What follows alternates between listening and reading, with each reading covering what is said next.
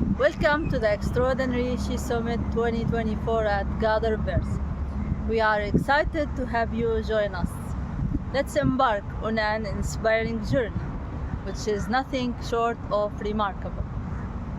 May our gather be well.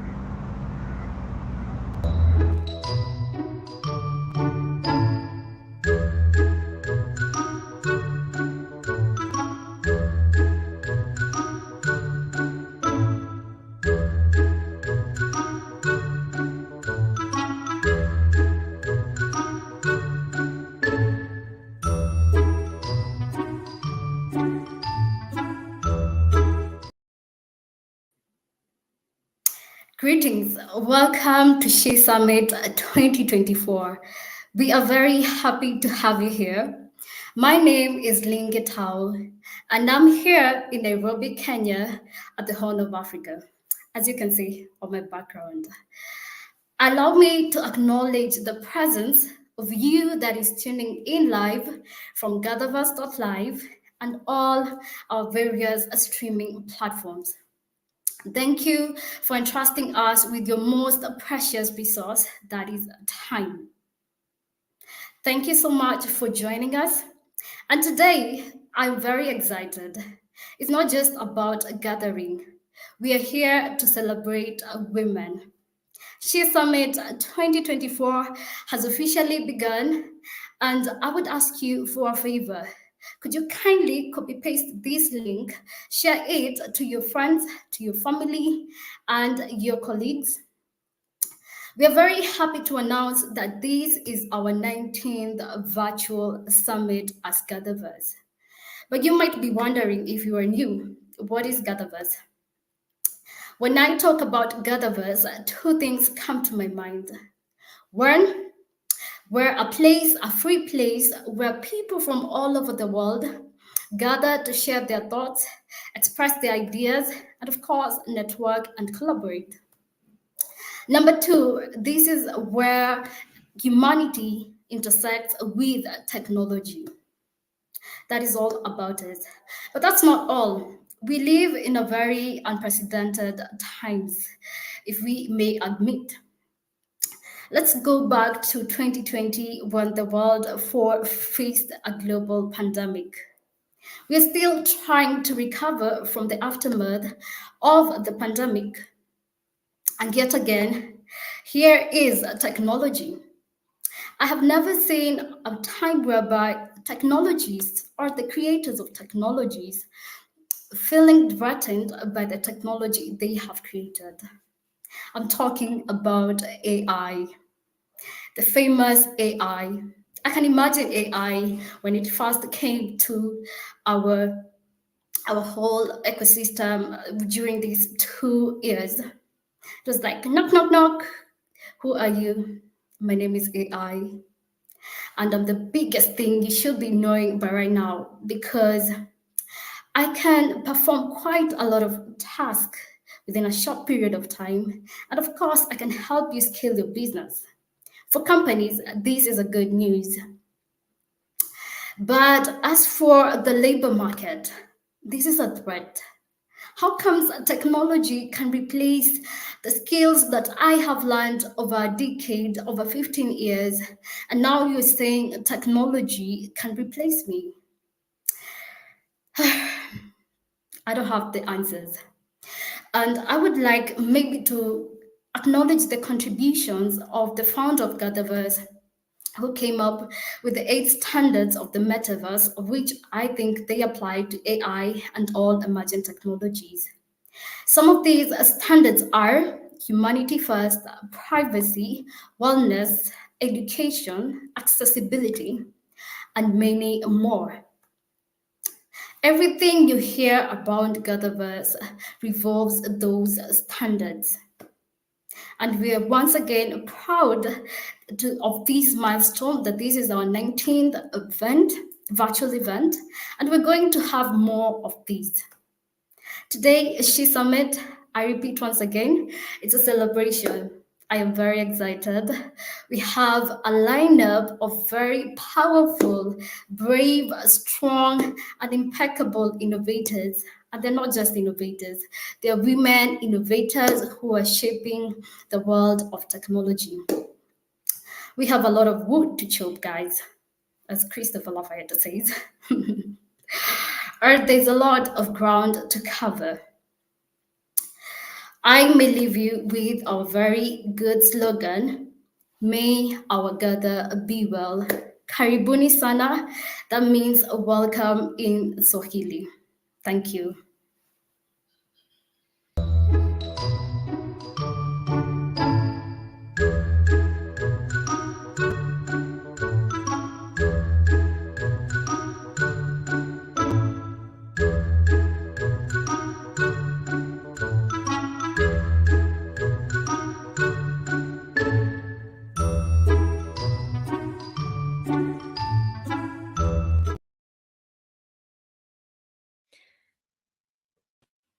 Hello, everybody.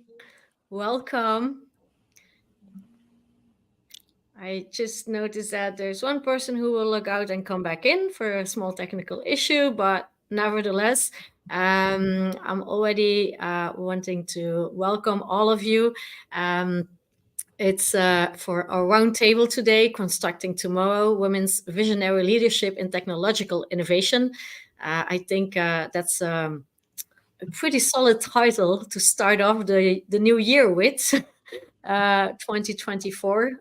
Really looking forward to what it brings to all of us. And maybe let's get started and introduce yourselves. My name is Isabel. I'm, besides the director for GatherVerse Europe, also president of Euromersive. I have some other hats as well, and mainly involving women and humanity within emerging technologies. So happy to be your moderator this evening, but it's all about you, lovely ladies. So please introduce us shortly, who you are and what you're mainly focusing on. Maybe let's start. I'm just following the lines in here with Dr. Morris. If I pronounce it well, or if you prefer to your first name, it's whatever works for you. I got it. I got it under control. Hi, everyone. Happy New Year. I am Dr. Messina Morris. I am the Metaversity Director at Morehouse College in Atlanta, Georgia. I am also an assistant professor, senior assistant professor of education. I'm a biomolecular chemist by training and the CEO and founder of Metaverse United, where we help people find where they belong in the embodiment of the internet. So you can find me at unitethemetaverse.com. But created the first metaversity in the world at Morehouse College, where we have 2,200 young Black male students. We have we've taught 43 full virtual reality courses using the MetaQuest 2 headset. We work with EdTech partners Victory XR to do our development and to create our digital twin and artifact for us. But our faculty is more than 15 now, and we've been across like 7 or 8 disciplines across the college, and continuing to do wonderful things for our students, giving out scholarships, making sure that students have stipends to do this work and to create in XR. And so really proud to say that we are building the metaverse table and being the blueprint for what metaversities are. And I am very keen on helping people find where they belong, especially our neurodivergent population. I'm a mother of 5 sons, and my son, Seth, has autism. So I'm an advocate for XR accessibility in the metaverse as well. And so that is who I am. Thank you for having me. Amazing. It's great job that you're doing, and already many points that we definitely come back to later on. Allison, welcome. Hi, I'm really happy to be here. This is a great panel. Everybody keeps telling me how great this panel is. So a little intimidated, but really happy to be here.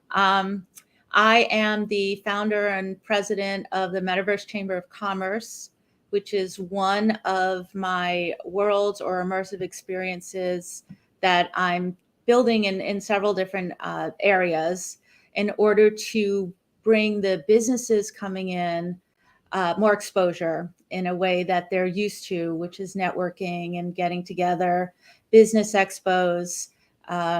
I have a lot of experience in running chambers of commerce and other organizations, and it just seemed a natural fit. I work on some other immersive experience with some of my teams, and we're just building along with everybody else as we go along. I have been in the tech business, I suppose, since the 90s with the internet and the World Wide Web, where I used to try to get people in there and help businesses get onto the web. And now, Web 2, and now we're getting onto Web 3. I'm very much also, I'm very impressed with Morehouse, and I'm very interested in education. And I'm really, as I said, I'm really happy to be here, and I look forward to this. Amazing. Thank you so much and welcome. Stacy, welcome. Hi. Hi, everyone. I'm so happy to be back in the GatherVerse. I always just feel so happy when I hear the music that I know the countdown music and we're ready to go. I am the co-founder of Teatro del Corazón and Block of Love. What we do is we really democratize access to the arts through emerging technology. With Block of Love, what we're doing is a series of just regular 2D video films for the Forest Service around justice, equity, diversity, and inclusion. But we were also, or we are, we have created the first ever 360 videos for the Forest Service around forest health protection, specifically around invasive species. So we're really bringing, I think, federal agencies into the 21st century around technology. But what I'm really, really interested in talking about today is more our work on combating disinformation. In the lead up to the election in 2024, as we see, there's a lot of kind of misinfo out there. And so part of my work outside of the arts and nature and the Forest Service is really thinking ahead about how we counter disinformation, because it's obviously a huge issue that we all will need to confront. So I'm old enough to have so many different experiences, but I think that's enough. Thank you. Lovely. Looking forward to discuss more further. Juliana, welcome. Oh, hi. It's been really great to come on to GatherVerse, and I wanted to thank you for this opportunity. So I'm Juliana. I'm an immersive artist. I've been working in the metaverse, well, creating meta worlds, I suppose, since 2019. I come from a long line of healers. So my great grandfather was actually the private physician to the emperor in China. So Wow. It's kind of interesting. It's quite the legacy. And so what I bring to the metaverse is I create works that allow people to immerse themselves into artwork that inspire awe and wonder, and that combat the loneliness and the depression and the stress that we've all been going through. And in every sort of way, including my own way that I'm still forging ahead, I'm celebrating the human condition, good, bad, and ugly. So thank you for having me. Thank you for being here. It's really impressive. Claire, good afternoon or good morning for you, because not sure. I myself am in Europe. For me, it's evening, but yeah, for most of you, it's morning. So welcome. Thank you very much. Yes, I'm in New York City, so it's morning here. Thank you. It's lovely to be here. I'm so excited to be joining you all. Amongst people, I've followed many of your work, and actually Dr. Morris was a person who I saw early on in my XR career, and she really inspired me to join this area. So I'm the founder of Living Machines Media, and it is an extended reality consulting company, working with a number of projects like VR, VR art projects like Juliana was just talking about, but also working on organizations that are a lot of nonprofits, working on with arts organizations, and also working with right now an awards show, doing publicity for them. So a wide variety of projects, primarily working in the support space. So I'm not a builder myself, but I support a lot of creators who are, my background is in film and TV. And one of my primary focuses is really ethics in extended reality and technology in general. And I'm a part of a number of organizations that focus on that, such as All Tech is Human, and particularly the XR Guild, where I do fundraising and event planning and a number of things like that. Because I believe as we move forward with technology, we're having this conversation right now very publicly about artificial intelligence, fortunately, but it's important that this stay at the forefront of our mind. And extended reality, for example, it's not in the mainstream, not that many people are thinking about it right now. But there are a lot of, ethics to be building in from the ground floor when it comes to, for example, biometric data being collected and a number of other, cameras tracking us. So that is very important to me and one of the focuses of my work. Totally. I couldn't agree more. So we'll definitely touch base upon that. I'm not sure if Gio is already back in the studio. I think she has some issues with the connection. But as soon as she's getting back, we'll... oh, okay. She's back in the game. So Hi, so brilliant. sorry. Don't worry. It can happen. I'm That's in the also part of UK. technology. Yeah, exactly. Yeah, I know. Yeah, I'm in the UK, so it's evening here, and it's been quite a long day. So I think it's just that my laptop is just slowly checking out. Good thing it's not Monday. Yeah, exactly. No, I'm in Europe myself, so we're more or less same time zone. Can you please tell us a bit about yourself? Welcome. Yeah, sure. Yeah, so delighted to be here. My name's Gio. I'm currently the Partnerships Director at Mission. We're an integrated digital agency, but I've been working in the influencer marketing agency for 15 years.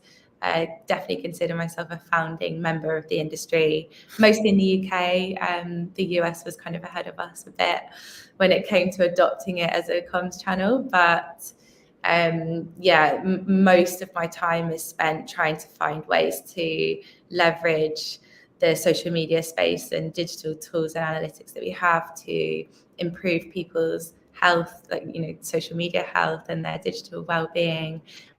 I think it's a really big challenge, and we see there's so many data points now that show a growing connection between people's digital media use and their own self-worth.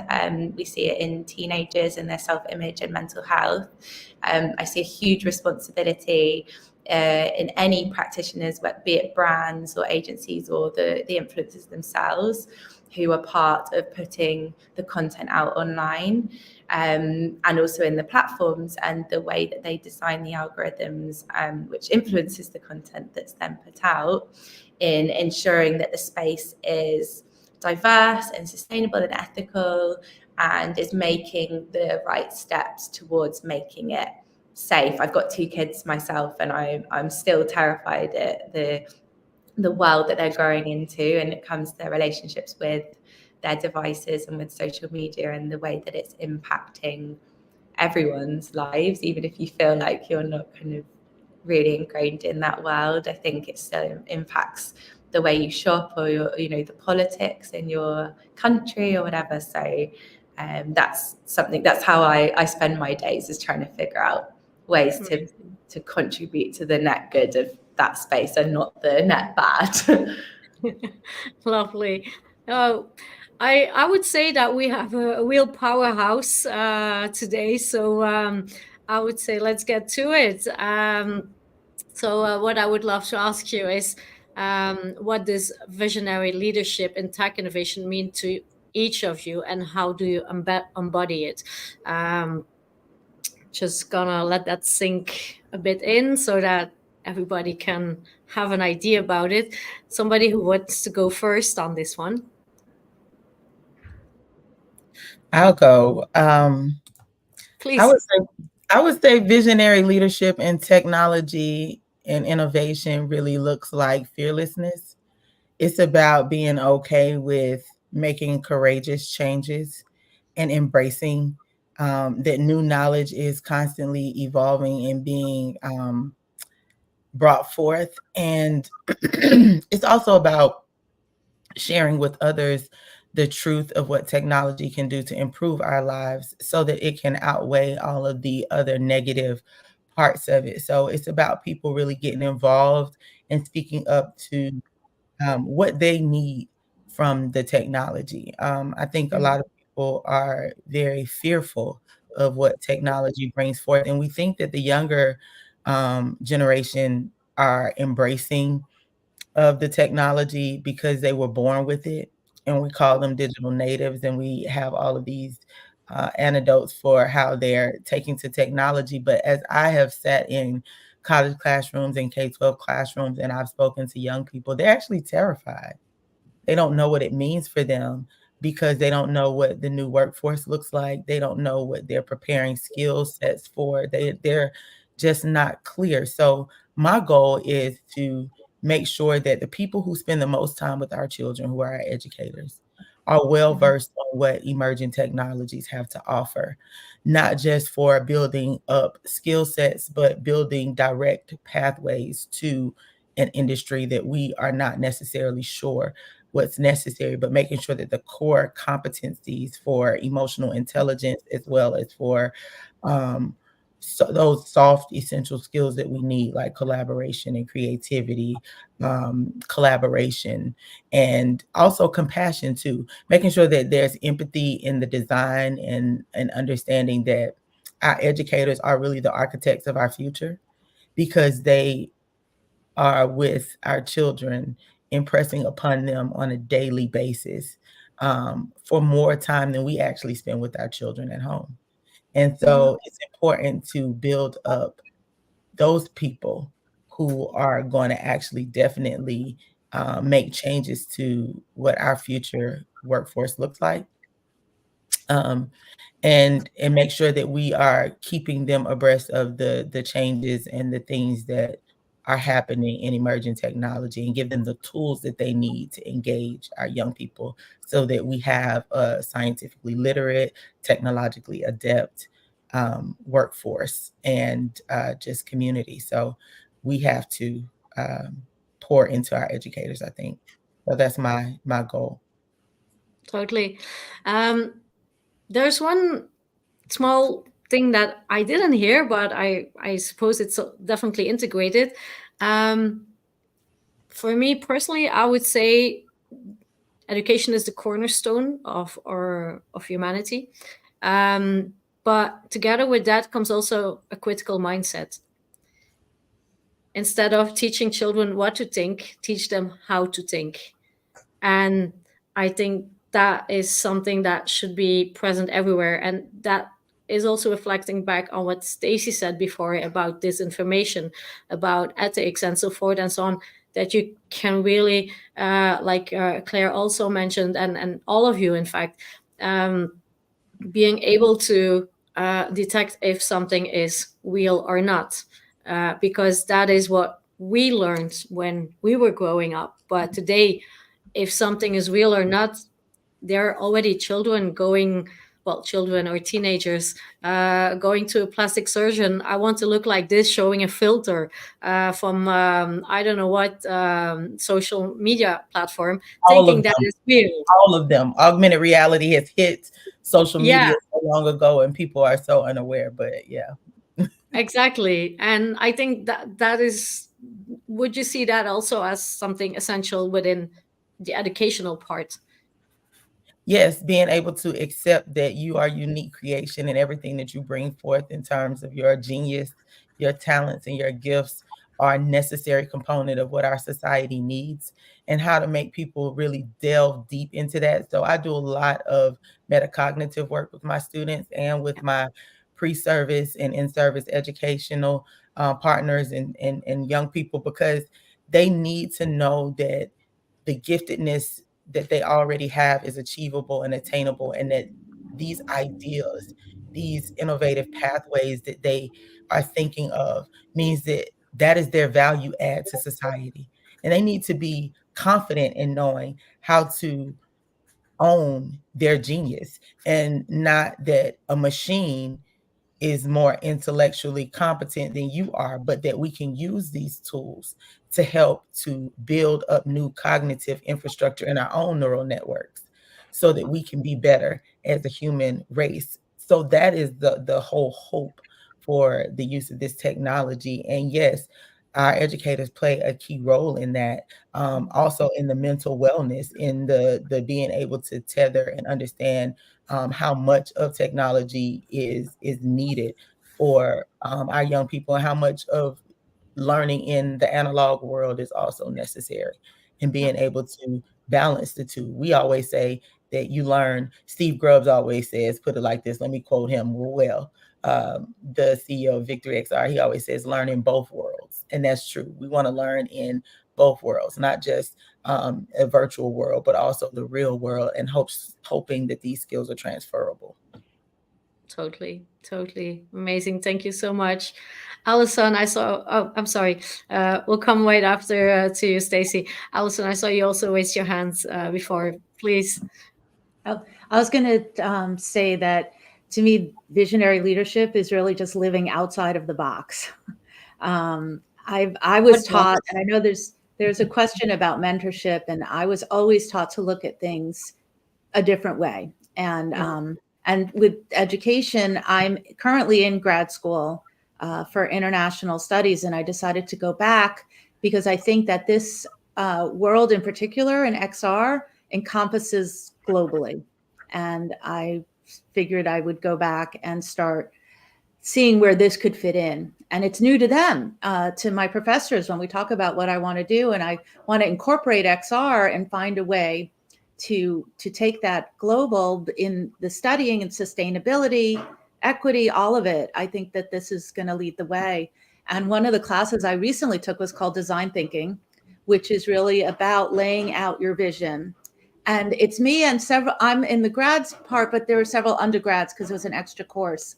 And I assumed I'd be the least technological worry or person in the group, although I know how to do it all. But I ended up doing all of it because the younger students, you would think that they do this all day. And I found that they really didn't. So I spent a lot of time talking about that with them and building. So I think that the visionary leadership is just always finding a new way to do something and always explaining. I like to explain why and how, and hope that everybody that I might be talking to will go and take that. And that's really how I try to bring it out in leadership. It's really fascinating that indeed to notice, also a bit comparable to what Dr. Morris said about not necessarily the kids being, or the youngsters, I'm sorry, the youngsters not being busy with it all the time, despite what we think. It's pretty fascinating to remark. So you see big differences between girls and boys, or? Yeah, well, not in the way that you would think. The group was all women, but there were a couple of men in the class, and they actually were less technologically inclined. Every chance you had a chance with the design thinking, you make storyboards, and every time I noticed the men would draw and the women would create something, from digital. And I was looking, because I look at that too, because back in the 90s with the internet and the stories were all that the women were hanging back. And that's a big part of what I was trying to do, was get more women involved. And because it's a great equal ground, a leveling the playing field kind of thing. And the stories are still around, that the women in the classes will sometimes hang back in elementary or, middle school and things like that. So I still think that there is that divide there, which is why I try to work with as many women as possible, because this is another shot at the equality. Like I think kind of what Claire was saying about making sure everybody's involved and we all do it, the best way possible and include everybody, and also teach everybody how to do it fairly and equitably. So. Totally. It's still a little bit there. It's not like it was, but I'm happy. No, I do agree. It's we might come to that later, but I had a similar experience with a campaign we did with Women in Immersive Tech Europe, and with young girls that were not coming from STEM education at all, and in only 8 weeks' time managed to pull it off like in a way that is mind-blowing and so inspiring.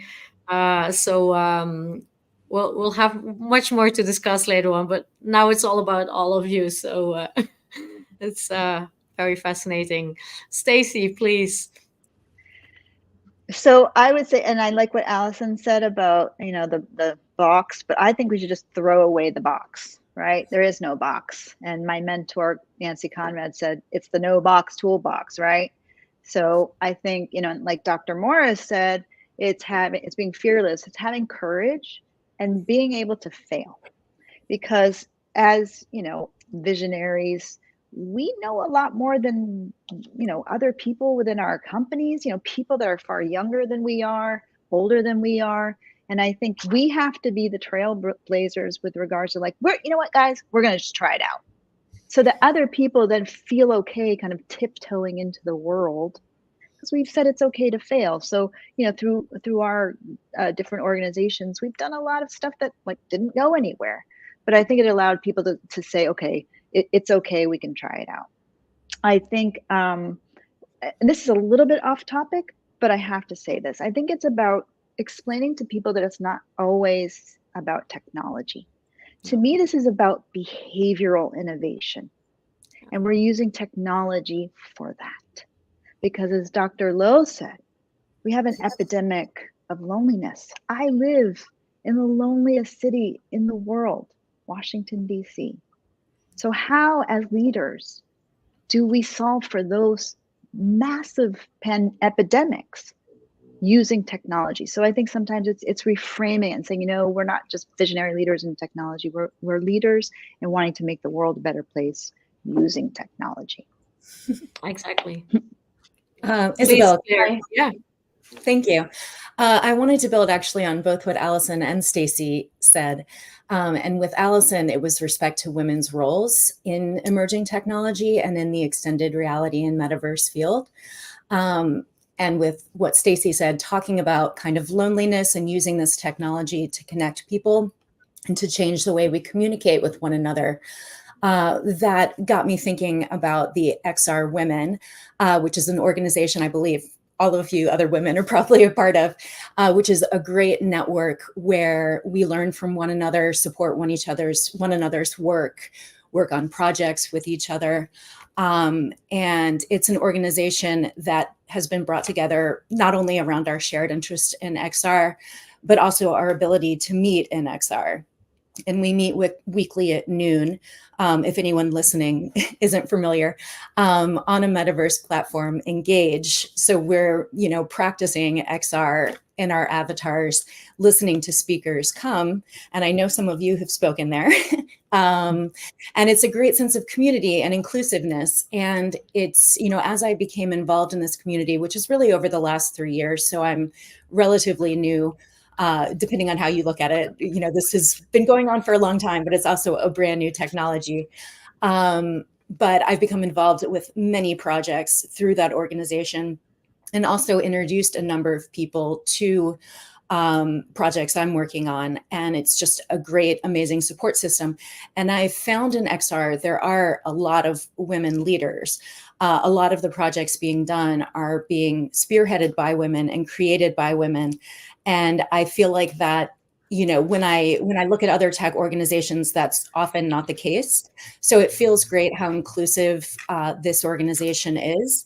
And I think not only are women really in major leadership roles, but I think women are acting as great mentors toward one another and helping welcome, new people into the space and introducing them to people and teaching them. But then also newer people to the space are bringing in this enthusiasm and creativity and able to contribute right off the bat and actually teach others, because this is such a dynamic space. We're all constantly learning about new innovations. So there's a lot of opportunity to support one another. Totally. Nice. I don't know if Juliana would love to say something about the visionary leadership in tech innovation.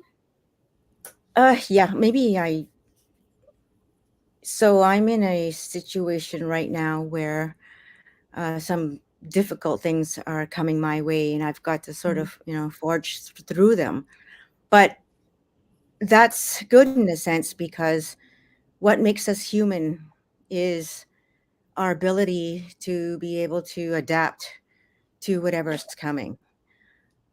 Visionary leadership to me is a combination of user experience design, which that's sort of my background, and the amalgamation between narrative and story.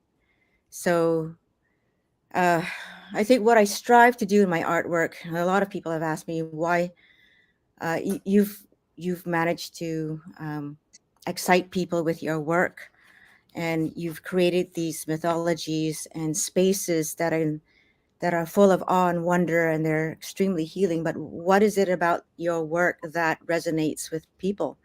And uh, why were you able to win, XYZ award, and what brought you to the space? And I think I've gone through an incredible amount of difficulty to get here. I've had to forge ahead where there were incredible empaths, people who would tell me, "You can't do this. Like, who are you to do this? And how dare you enter, quote unquote, our field? What field? There is no field." So I encourage everybody to think first, to have a critical thinking mindset. So I don't say a lot because I express most of my work in the worlds that I create. And in those areas, I take pieces of experiences that you would find out in the human world.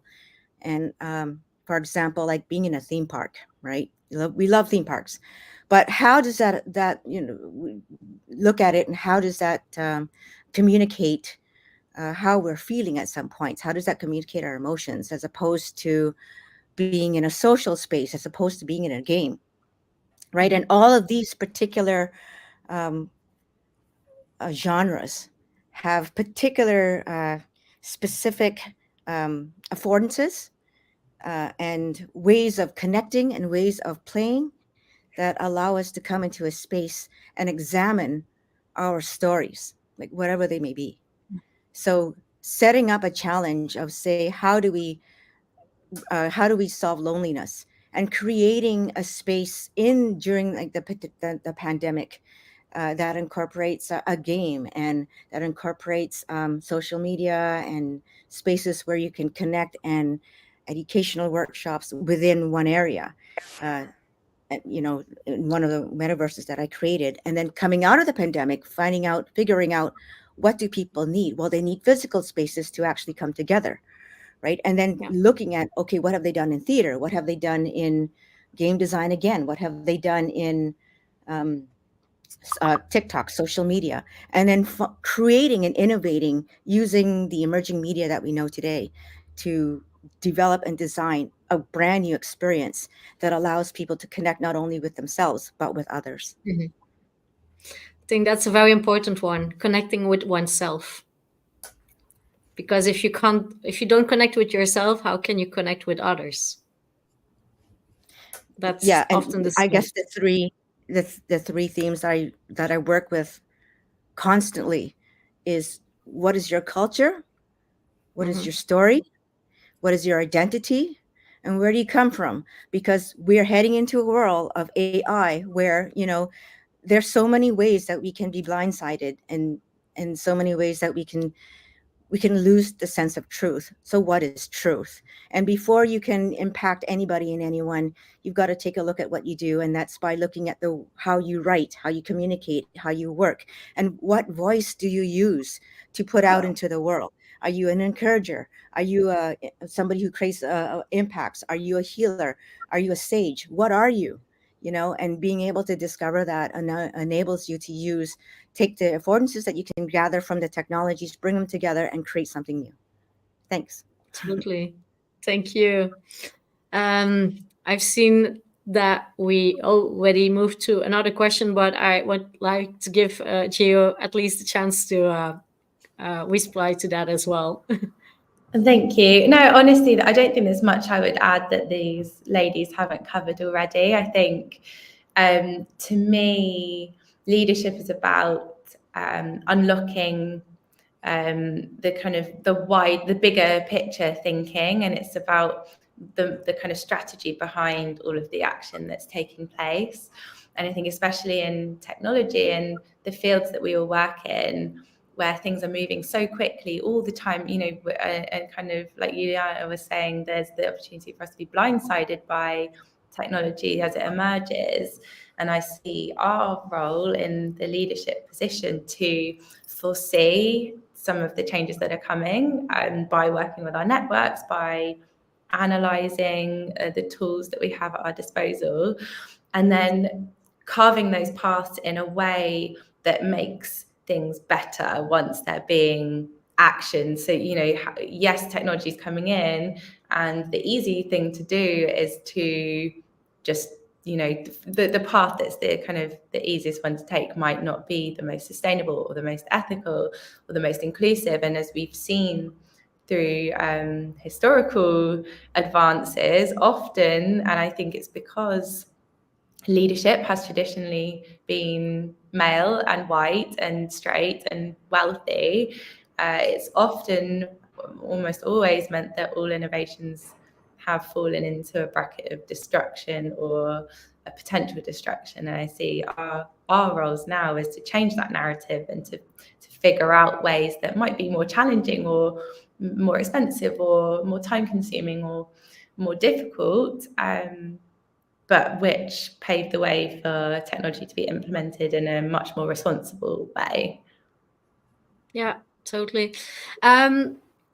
Because we won't have a lot of time left, so would love to do like a very quick one of this question coming up. So how do you ensure that your tech innovations consider and contribute to a more equitable future? Like in one sentence, each of you, and then we just hop to the next question. Gio, please, let's. Yeah, so one sentence, I'm so bad at being concise. Yeah. I think including a diverse range of people in the innovation stage will result in more diverse outcomes. Yeah, thank you. Claire? I'd say one of my favorite projects right now is putting together a New York City XR meetup. And as I'm organizing that with our co-organizers each week, we work incredibly hard to ensure we have a very diverse lineup. And we actually find that's not difficult at all, because there's so many amazing people from, with so many diverse perspectives in this space. So that's a priority for us, to share that work and amplify it. Brilliant. Thank you so much. And keep that going. Once I'm in New York, I want to see that. Absolutely. I will come by. Juliana? I create VR projects on the side that promote empathy by discovering what stories exist within, say, the Chinatown region, just to act as sort of like a user research, sort of, to figure out to help to determine what some of the problems are, and then to offer VR headsets or technology or whatever that's required to allow especially children to come in to understand how to create antidotes for, say, bullying or some of these situations. Thanks. That's lovely. That's really cool. I'm already thinking about a kind of similar project in Europe that I would love to connect you with. It's really amazing. Stacy? Again, this is a hard one. I always say, what would Tom Furness do, right? He's the founder of the Virtual World Society. If he would do it, I'll do it. And then I know it's going to contribute to a more equitable future. Same holds for what would Dolly do? If Dolly Parton did it, that would certainly be good. But seriously, it's very hard to ensure anything. But the work we're doing is centered on raising up underrepresented voices, frontline communities.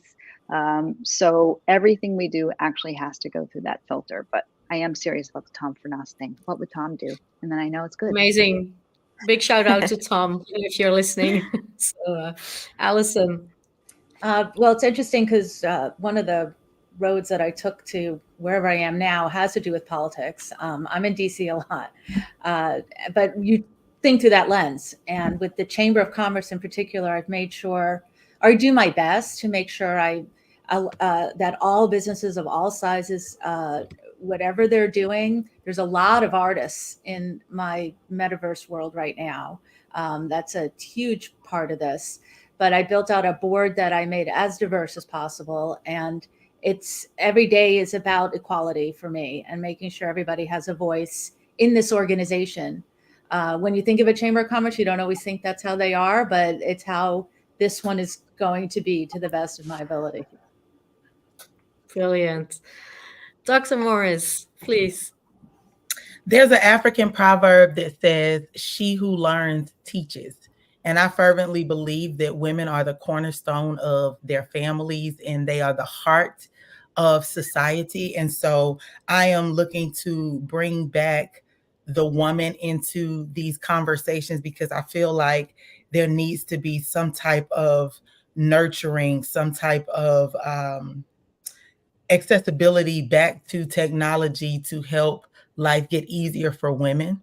I think that women are still juggling both home life and career and having to be excellent at both.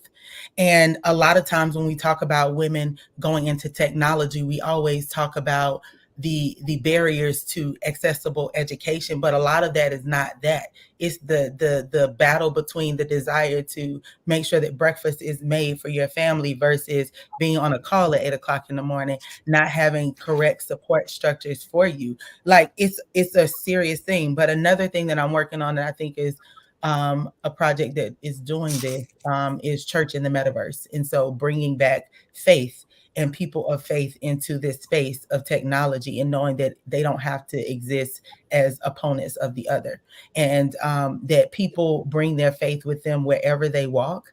And so how can we embody and walk the word together and understand that people need safe spaces to also practice their faith? And so that's a part of being more inclusive for not just women, but for people who are seeking for ethical, moral lens to look forward towards the future. So all of that is a part of what I think is important, and is the technological challenge is how do we bring women back into the decision making of what's happening with technology to have their voices be heard, and how do we continue to honor the worth of women in these spaces, and then how do we bring faith also with us in a way that we can also honor each other's humanity in that way. That's lovely. Reminds me of a talk I once did, bringing the human back into humanity. It's in the end, that's what it's all about, because without people, there would not be technology, and technology without people is useless. Exactly. So in the end, it's all coming back to being human.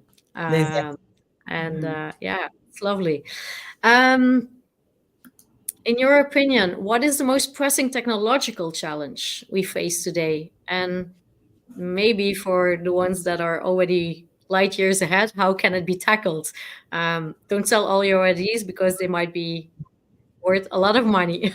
So, what is the most pressing technological challenge we face today for, yeah, any of you?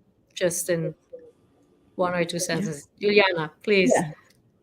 Maybe I'll just jump in and talk about, the elephant in the room, artificial intelligence, right? So I think that while there are merits to it's basically an aid, right?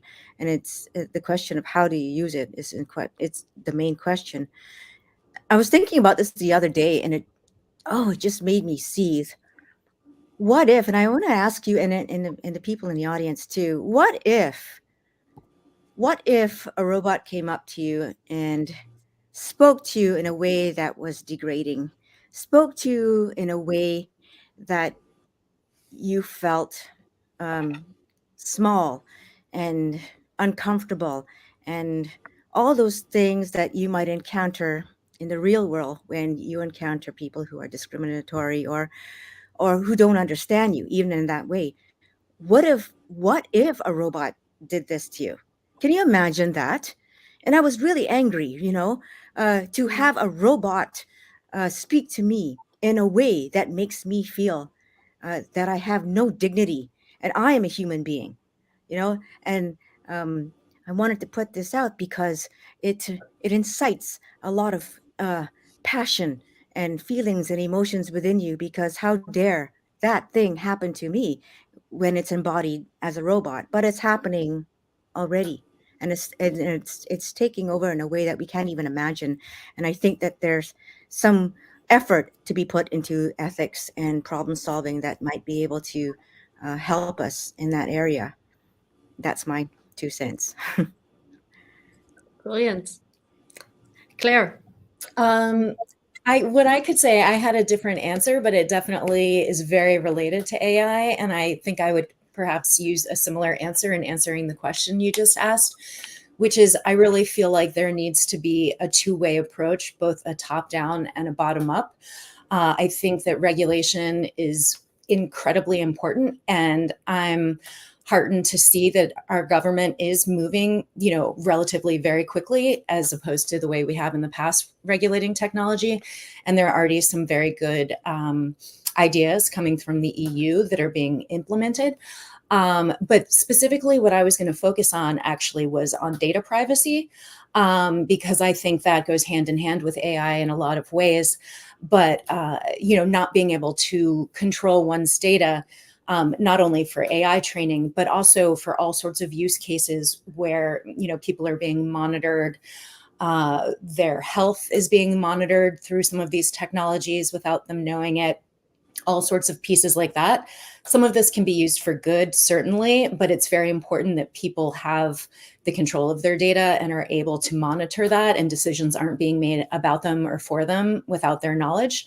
But then I mentioned the bottom up also, and that's where my work with the XR Guild, for example, I'm really proud of, because we're there. Our number one mandate is to support creators in this space, and especially young technologists, to provide an infrastructure to guide them of ethics and resources for them to live by, so that as they're building these technologies, they're integrating a lot of these principles in from the start of them being built. Definitely. Very important. Alison, please. Okay. I think that, and I agree with everything on the technology side. The first two things that jumped out at me when I think about a pressing challenge is accessibility and affordability. We have an entire world out there that don't have access, and there's more people that maybe can't afford it. And I know that will fix itself. As more things get invented to get on into XR, the pricing, it's going to adjust in the economy. But accessibility, one of the projects I worked on in the last 4 years is a Broadband Affordability Act, which in the United States, which gives the accessibility to neighborhoods and communities that don't necessarily have it otherwise. And it's a great program, and I was very proud of having that go through and signed and passed. And now there's the challenge is telling everybody that they have this available to them. But to me, it's very pressing that everybody it goes along the lines of equity. Everybody has a chance to be involved in the next thing, so that they don't feel left out, or to take advantage of it, or even to make sure that we move forward, Exactly. So. It's in fact the difference, like back in the days when you were able to read or write, you were part of society.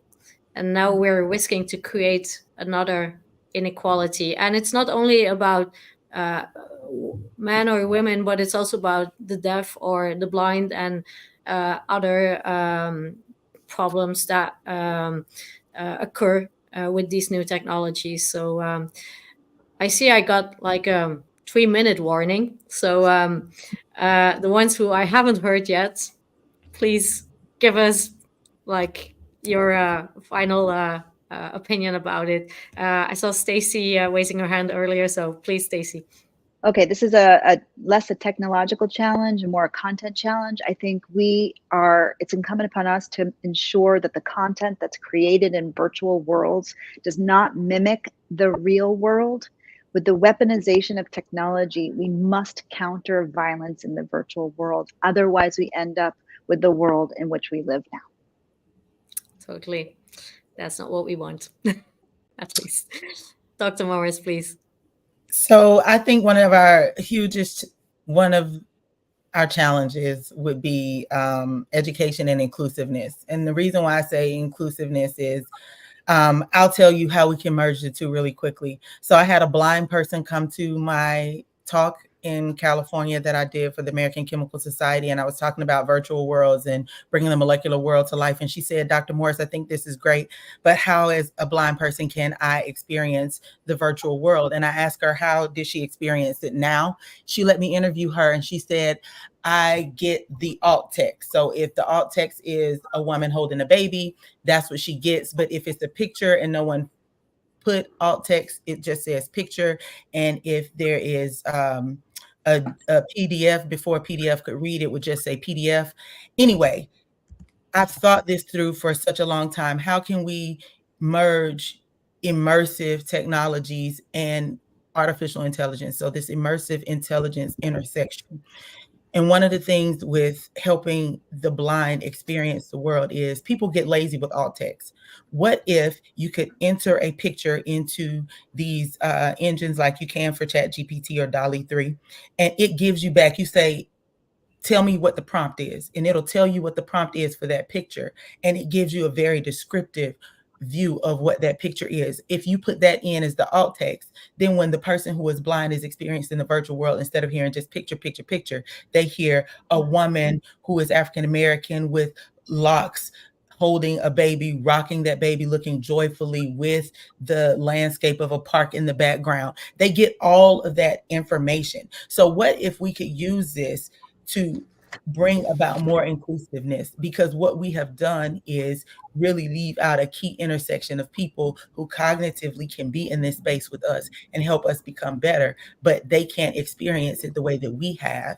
And so how can we put together immersiveness and intelligence and make sure that the right information is getting to the people to know that they also have a place where they belong? And so that's what I do. And I've been brainstorming this for such a long time. So making sure that the neurodivergent and those people who don't have the ability to discern what's right from wrong have AI buddies that are capable of helping them navigate these spaces safely. And so me as a parent, when my child outlives me, I don't have to worry about the world in which he lives in because it's inclusive and it's built for him to be a part of. So anyway, that's. Thank you so much, Dr. Morris.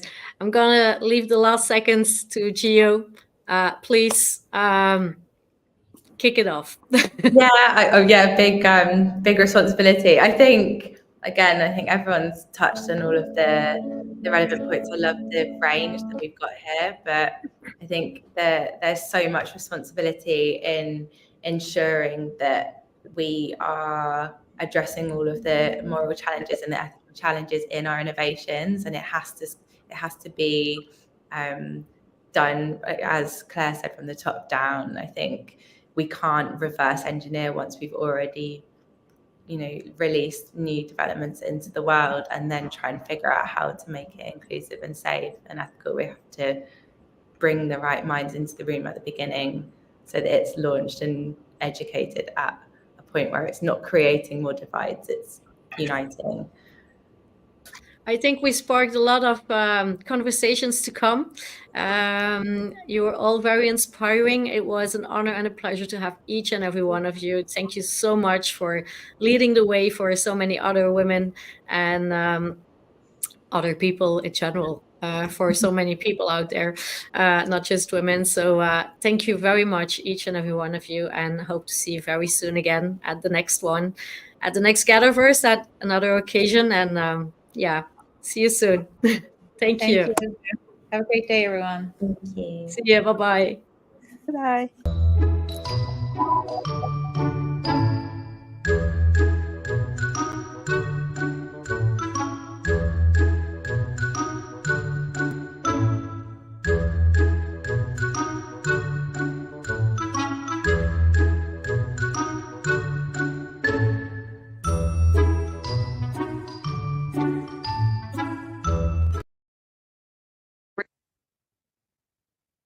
everyone. Hello, GatherVerse. Hello, Christopher. Thank you all for having me here with you today. So my name is Hadil Arja. I'm a journalist with more than 17 years experience, and I'm the co-founder of Frontline in Focus. This media agency produces stories by using AR and VR to tell stories from the front lines and war zones. So for today, I'm gonna take you through this presentation. I have prepared to tell you more about our work. First of all, I'm gonna share my screen. And we'll start after 1 second. So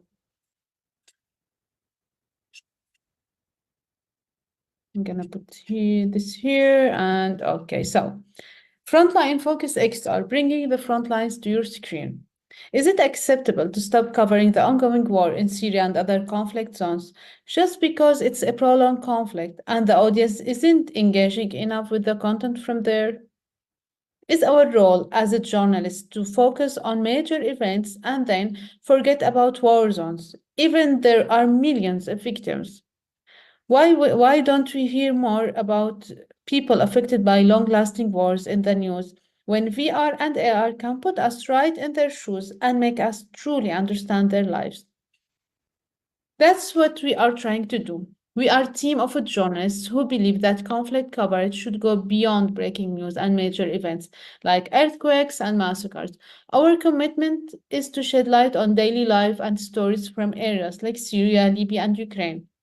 We believe that technology has a significant impact on this.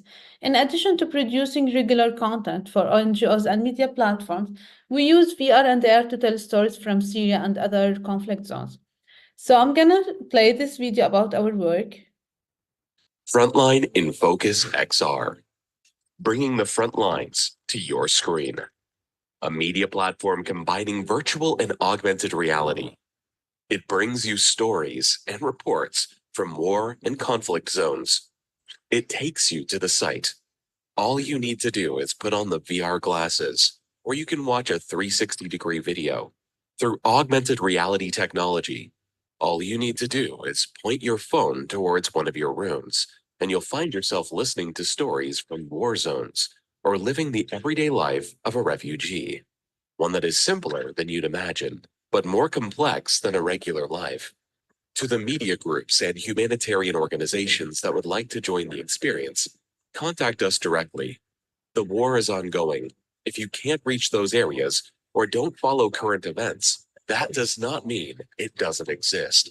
Today, we'll transport you there to the front lines of war zones.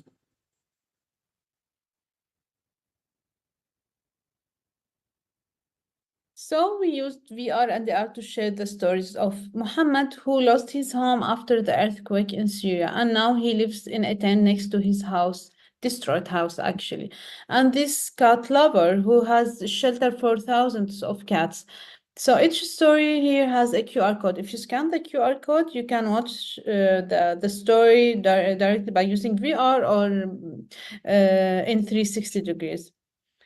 It's not their fault if media can't amplify amplify their voices. The voice of Juma, who loves to play buzuki's instrument, and the voice of Abu Khalil, who lives only 300 meters away of his house, and the voice of Abu Uday, who said that the tent is never be like a home for him, even if he's living there for more than 8 years. The key of a successful VR story is the main character, like Hiba, who learned to sew their torn tent to protect her family from the cold wind, and Abu Muhammad, who is 90 years old, refused to leave his house and village. Everyone in his family left except him. And those students, instead of visiting this ruined castle on a school trip, they are studying in it on old plastic chairs. So for us, we launched the Frontline Focus in 2018. It's a media agency providing high quality content to clients, including Business Insider, SRF, NOS, UNICEF, WHO, IRC, and so on. In 2021, after winning the Google News Initiative, we began creating VR and AR stories. We launched Frontline Focus XR. In 2023, income doubled. We produced over 80 virtual stories and we won Global Content Award as the Startup of the Year. Beyond Technology Award of Stories by using VR and AR. Why we do this? To immerse the audience in the midst of the conflict for a deeper understanding. We taught ourselves these technologies. We learned from our mistakes, we improved our skills, and we are still learning and discovering. We produced these stories following the major events, and as I mentioned, to give the audience deeper understanding of the aftermath. Our founder, Khalil Ashawi, he is experienced photographer. He works in the field, not remotely, and he teach our reporters, and he taught them how to produce this kind of stories. So here I'm gonna play this short video about a 3D model, AR 3D models. We did the scanning for these models.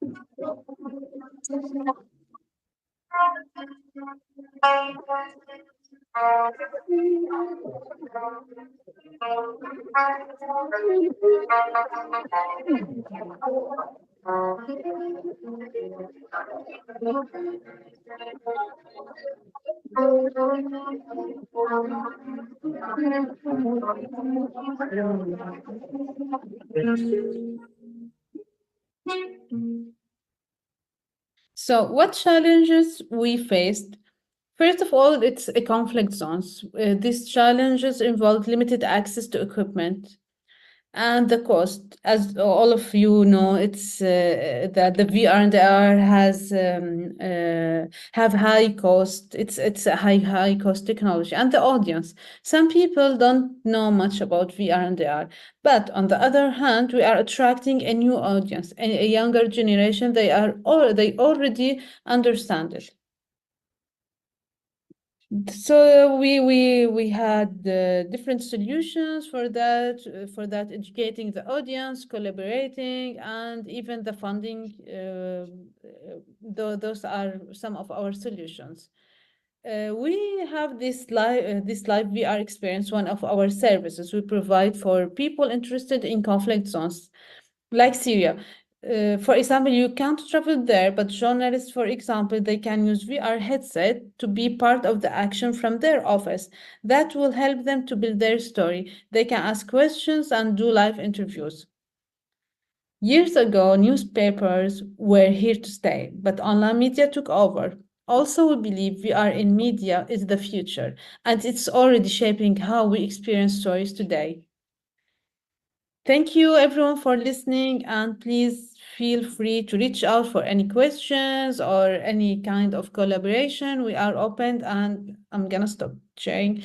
Thank you for having me here with you today, and please feel free to reach out for any questions. My LinkedIn is the same, Hadil Arja, and please follow us on our social media platforms, and good luck for the other participants in this amazing conference. Thank you, Christopher.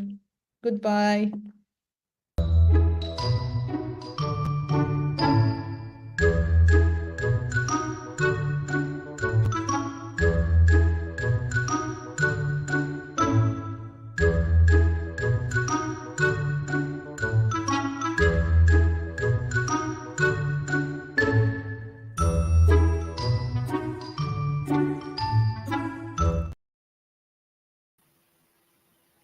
Welcome. Welcome.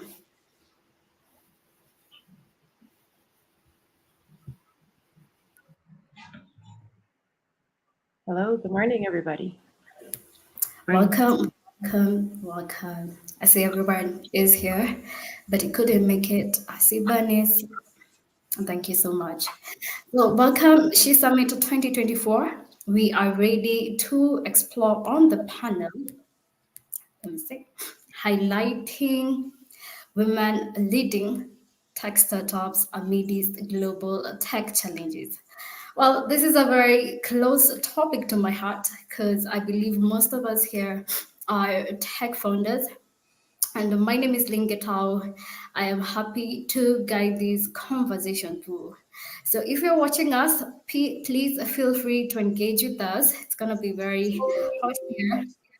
And before we get diving in, let me share some few statistics that I read.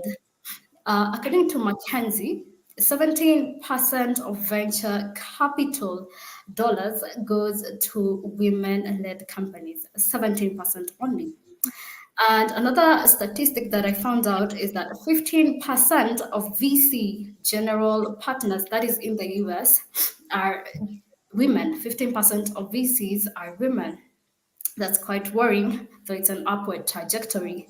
However, I also pride myself in where I come from, that is Nairobi, Kenya, in Africa, whereby 78%, not 78, sorry, around 80, there is no clear statistic on that, but Africa is the leading continent with more female founders and female-led businesses. So there is something that I really take pride in, and we're here to dine together, share experiences from various sides of the world. Well, I'll start with you, Tiffany. What is inspired you to start your tech venture, and what global challenges does it address? Hello, everyone. Thank you so much for inviting me, to speak on this panel. So, Cowrie, what I'm building is an experience to help individuals of color who are interested in healing retreats to discover those retreats, community hosts, and like-minded groups, making that easier. This originally started from me seeking to escape from, unfortunately, workplace challenges that unfortunately many of my colleagues who identify as someone of color have endured. And in this desire to escape, found myself facing the same challenges that I found in the workplace or experienced in the workplace on healing retreats. And that didn't make sense to me. And as I, went throughout the retreat, I felt that my healing journey was being impacted by the inability to show up as my true self amongst individuals of, my kin. And with a lack of representation of people of color in travel, in the travel industry, this perpetuates a dangerous narrative that people of color aren't entitled to experience rest and joy. And those, compounded issues, despite the fact that people of color in a study in 2020 have contributed roughly $51 billion in annual revenue, alone in the travel industry. There's still that lack of representation. So what Cowrie does in wrapping this up, or what Cowrie is, it's for those who don't know, the name represents a former trade currency amongst African, Asian, Latin American, indigenous diasporic communities. And as a name signifies collectiveness and investment in the prosperity of these communities, I'm seeking to create an opportunity and experience that serves as a gateway for these communities of color to unplug and to connect with the community of kin. That's wonderful, Tiffany. I think I even have a cowrie shell. I do have a bracelet that has the cowrie shell. Let's go to you, Koba. You are an amazing tech founder, and there are, of course, challenges that you have faced in your journey. And kindly, would you just tell us some of the challenges that you have faced at your startup? Yes, thanks. Thank you for having me here. Thank you for this opportunity to have this discussion with you. Yeah, maybe I just say something about the startup, about what I'm doing. Yes, I'm the founder of Robocoba company. This is one thing. This is company which help young people be involved in this immersive immersive environment from the field of culture, art, and education, because I am from art background. But the main things which I'm doing right now is to be founder and CEO of SensiVR Health startup, which you mentioned. This is the startup which creates solutions for child development, help children mostly with neurodivergent issue. We've developed them cognitive, behavioral, and motor skills by using virtual reality technology. So the technology which we are here to talk about. As a founder of this startup, I become with many of different challenges, I can be honest. But I think the biggest challenge for me as a founder was the diversity of the team. For me, it's very important to have diverse team, and for me, at the beginning, it's very important to take like a voice that we have to be neurodivergent to create something unique, something which can have real impact in the world. But as we know, the system is lack of this, I think, understanding of being different, of bring some value as a different diverse team, and usually we have like other education system is coming to be like learning us how to be neurotypical instead of neuro divergent. So my challenge was to learn like the first thing, like involve to the team people from different expertise, with different level of expertise, with different genders, with different economic background, I can say. But other things was to how to learn to speak with those people, because I didn't realize in the beginning, like founder, that everybody from different field, I can say from medical field, from technology field, from creative field, have different language, different mindset, like not language of nationality, but language of specific industries, and bring all of these fields together and create something which can be really powerful as a product, as a solution, make me the most biggest challenge as a leader, as a woman tech industry founder. Yeah, I think I can say like that. That's impressive. I mean, come to think of it, and I'm hearing the outstanding challenge right now is diversity. I think that is something we need to voice out, and I think platforms like GatherVerse, where we can express these kind of challenges.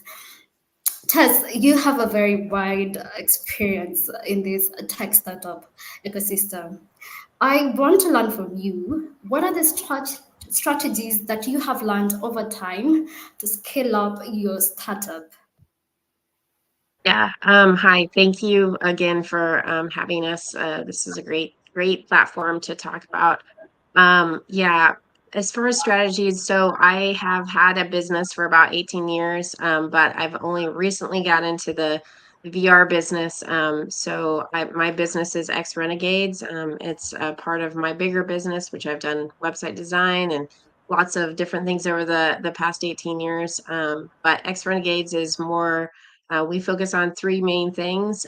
We focus on helping healthcare and education implement virtual reality labs or immersive tech. We're also trying to get some grant funding, which is a huge issue in this world, especially for women. There's just not a lot of opportunities for that, or it doesn't seem like that. That's kind of a challenge for me. But we're trying to implement headsets into schools. I know there was on the last panel, there was a group of women who were talking a lot about, how do we do this, and they can't afford it. That's what we're trying to solve. We are also starting to teach immersive technology classes to kind of have people understand what the technology is and how to utilize it. While we are all very versed in technology, there are a lot of people in this world who are not, especially educators. So we're really focusing on that. As far as like strategies, I've worked in tech over the last 20 years. It has definitely changed. Keeping up to date on things. I am constantly on LinkedIn. That is a huge venue for me. I've learned tons about marketing. I've not I have a associate's degree, but I feel like the world is where you can learn things, and there's so many wonderful people in the world. That's one thing that I recommend to people who are starting a startup or who are just getting into a business or have an idea, is to go talk to the people who are on this panel or the people who are at any of these panels. Most of them have some kind of background, some kind of way of starting something. They all have great ideas, or they know someone to go to. I had a mentor, actually, in my professional life. I actually just left my real-time job, and now I'm all startup. But I had a mentor who was really like, you should do this, you should go for it. Here's kind of like all the people I know, and they can help you with the business front, that kind of thing. And so I had a lot of friends, like I have an accountant who's a friend, who actually kind of helped me through, getting an LLC and understanding what a startup is and how maybe to get funding for that. I wouldn't be anywhere without those mentors. So definitely find that. And if you're looking for someone, definitely reach out. I am happy to help you, because no one should have to struggle through getting a startup started. Wow, that's impressive. So if you need a mentor, Tess is available for you. Welcome, Bunny and Debbie. Perhaps I'll address you, Bunnies. I'm coming to you, Christina, next. Bunnies, you're from Nigeria. You're my homegirl here in Africa. And this side of the world has its own different share of challenges and all that. So how do you navigate the demands of this innovation, depending because of where we are from, and running the realities of a startup? Do you get the difference? Do you get quite the question? How do you quite balance? I understand where we come from. Sometimes internet connectivity, accessibility, these are the things that we're still trying to address, and there's so many overarching challenges when you start a startup without these crucial elements. So tell us, perhaps, let us learn from you. How do you just balance the whole issue? Okay, thank you so much for that. And I think Tess basically just mentioned some things on how we tend to rise above these challenges that we experience, especially in the African continent. And like you mentioned, internet connectivity issues, which I was experiencing a few. And one way I would say, I'll just write to the echo what Tess mentioned, is making sure that you are able to utilize the network. As the ecosystem is evolving, the technological sphere is evolving, it's expected that you learn and you grow with it. Or otherwise, I make mention of this illustration whenever I get the chance to speak at events. Some few years ago, when television came up, we saw that a lot of persons were unable to, they were scared of this technology. They were unable to flex with it. They thought it was going to take over the world and the likes, even AI as we speak. Some persons are unable to lay hold of this technology, get to understand and make use of it. And unlucky for them, if they're unable to adapt or grow or evolve as these technologies are evolving, they would be left behind. And one thing I would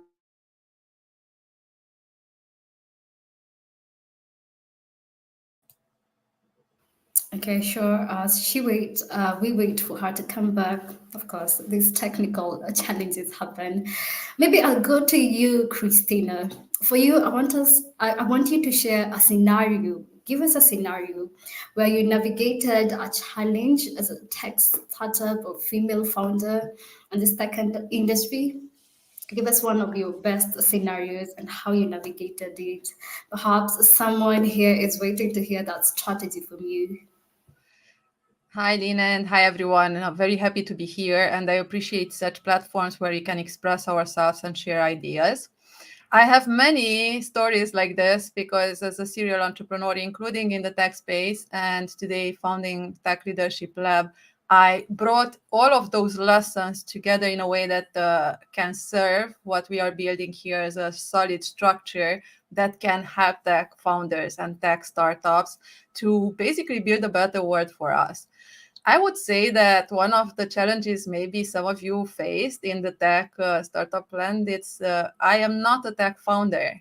I'm a non-technical founder who learned tech in, let's say, on the go. And I also was very involved in the product development aspect, meaning I needed to learn everything from scratch, like ABC. And it was fun because the people, the technical team needed to understand me to translate me inside tech.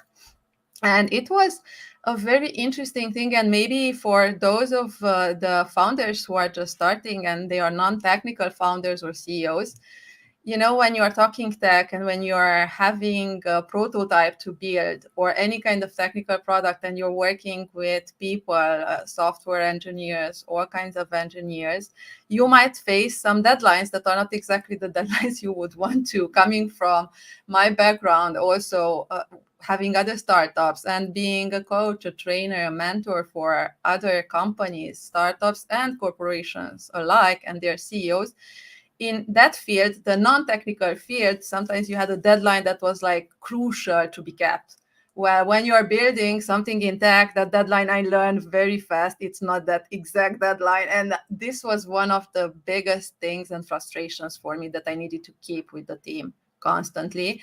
And I realized that what I thought that we can accomplish in a certain amount of time, it was unrealistic because the team was used, and in tech many times you're used that you just have the iterations over and over again, and if you just say 12th of December, that can go beyond February sometimes, and that's sometimes normal. And that was one of the challenges I overcome by getting accustomed and used, and then just reframe the entire structure and my ways of seeing things as a CEO, of talking with potential clients, with potential investors and partners in a way that they have realistic expectations. Because at the beginning, I did make the fool of myself with a couple of hour deadlines. Yeah. That's very interesting because I think it's a stage for every founder. When we get started, we have all these magic things and illusions that are in our heads that are not realistic. But what is being a founder without that? I'm going to you, Debbie.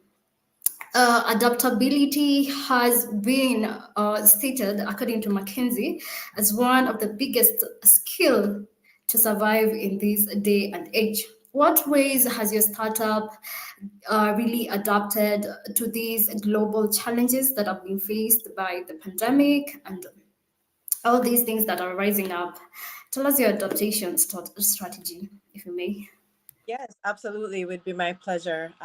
Thank you for having me here, and thank you, ladies, for inspiring me. I see a lot of myself in all of you.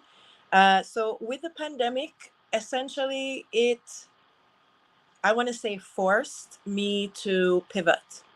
Um, my background is in theater production, so and digital media like Tess. So I had a video production / theater company, and we had this piece that got funded based on Nefertiti, the Egyptian queen. And the concept of the piece was to gather, create a theater in live theater production, and then the pandemic happened. So we couldn't convene. 95% of my work became obsolete, and I said, what are we going to do? Like many people. So adaptability became absolutely paramount to survival. And so we got to work like Christina. We basically taught ourselves gaming software in 3 months. Through the grace of a colleague, he gave us his expert coat hanger space, and we converted that into a green screen studio. So YouTube University was a very real and essential piece of that adaptability. And something I want to encourage any entrepreneur, but especially women, is empowering ourselves to really search for information. It is not readily afforded to us, and that is because of biases, but it is available. Like, we live in the ultimate digital information age. And so with that, I just started to strategize, what does adaptability look like? So it looked like being resourceful, learning new technology, learning who was funding it. So once we created Nefertiti, we were outreaching to mentors. I joined the Oya Scale Up Immersive program, which is a program for Black emerging tech artists. They took me under their wing. They gave me funding. They led me to how to commercialize the project. And it went further to basically introducing me to other people who were doing that. And so the way we adapted was, if I was to surmise it, we networked, we learned, we were very ambitious to learn all aspects of tech that applied to us. And it wasn't just from YouTube, it was also from established folks. And then we created space. So currently, I am the fellowship director for the IBPOC Fellowship for Emerging Artists at Performance and XR Conference.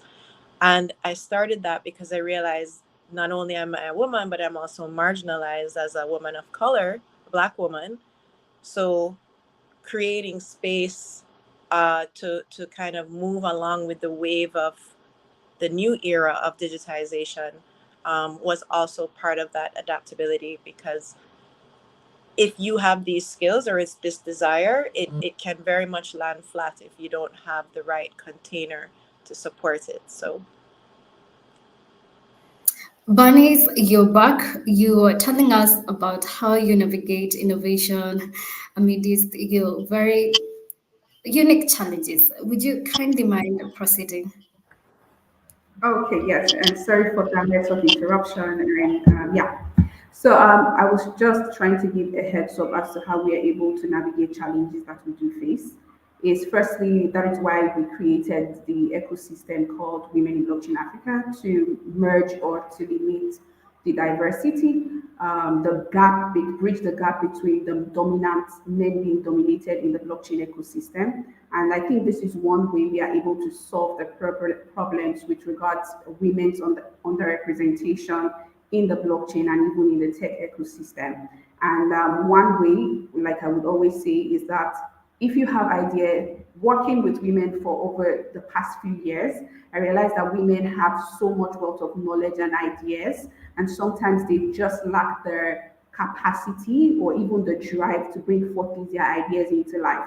And one thing I would always make mention of is the fact that if you have those ideas, or if you have some amazing initiatives that you're looking forward to bring forth, one way is to make use utilize communities, work with people, network like Tess rightly mentioned, network with people who share similar vision, goals, and aspirations with you. You need a mentor as well, and in order for you to make those ideas come into life. And that is one way you, or known to you are actually solving a problem and creating a safer space with regards to the challenges that we do face. Talking now with regards to the underrepresentation of women in the technological space. And that is one way I think women or even people too would want to utilize. And that is what I think I have also been able to do, bringing forth ideas into life and making sure that we're able to bridge the gap. Yeah.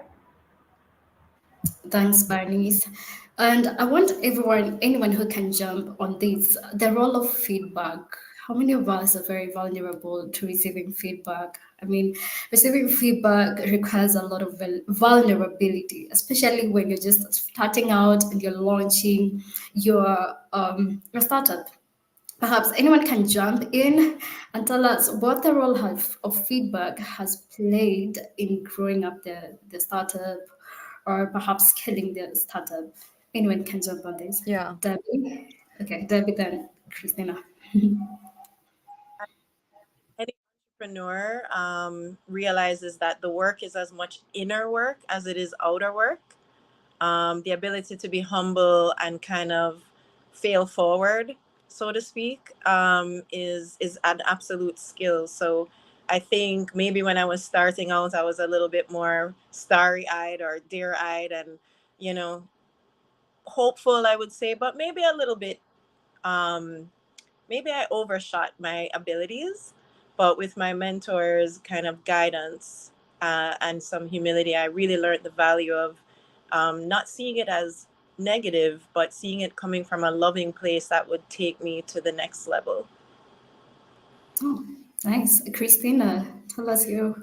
Yeah, sure. For those working with me, they know that this is one of the main topics every time and from the start, especially when you are building a team.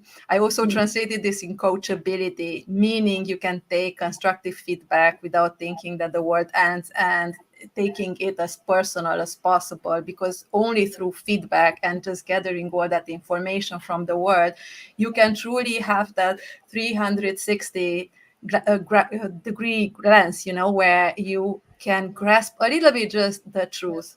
And of course, this also comes with age, because when we are very young, we are right all the time and we know everything. So this comes, unfortunately, with a lot of headaches and struggles in the background.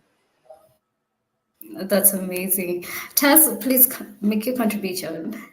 Yeah. So I think, for me, for customer feedback was huge. When I first started kind of implementing these VR labs, I have to have that customer feedback to say, we don't like this product. We do like this product. Can you help us with this?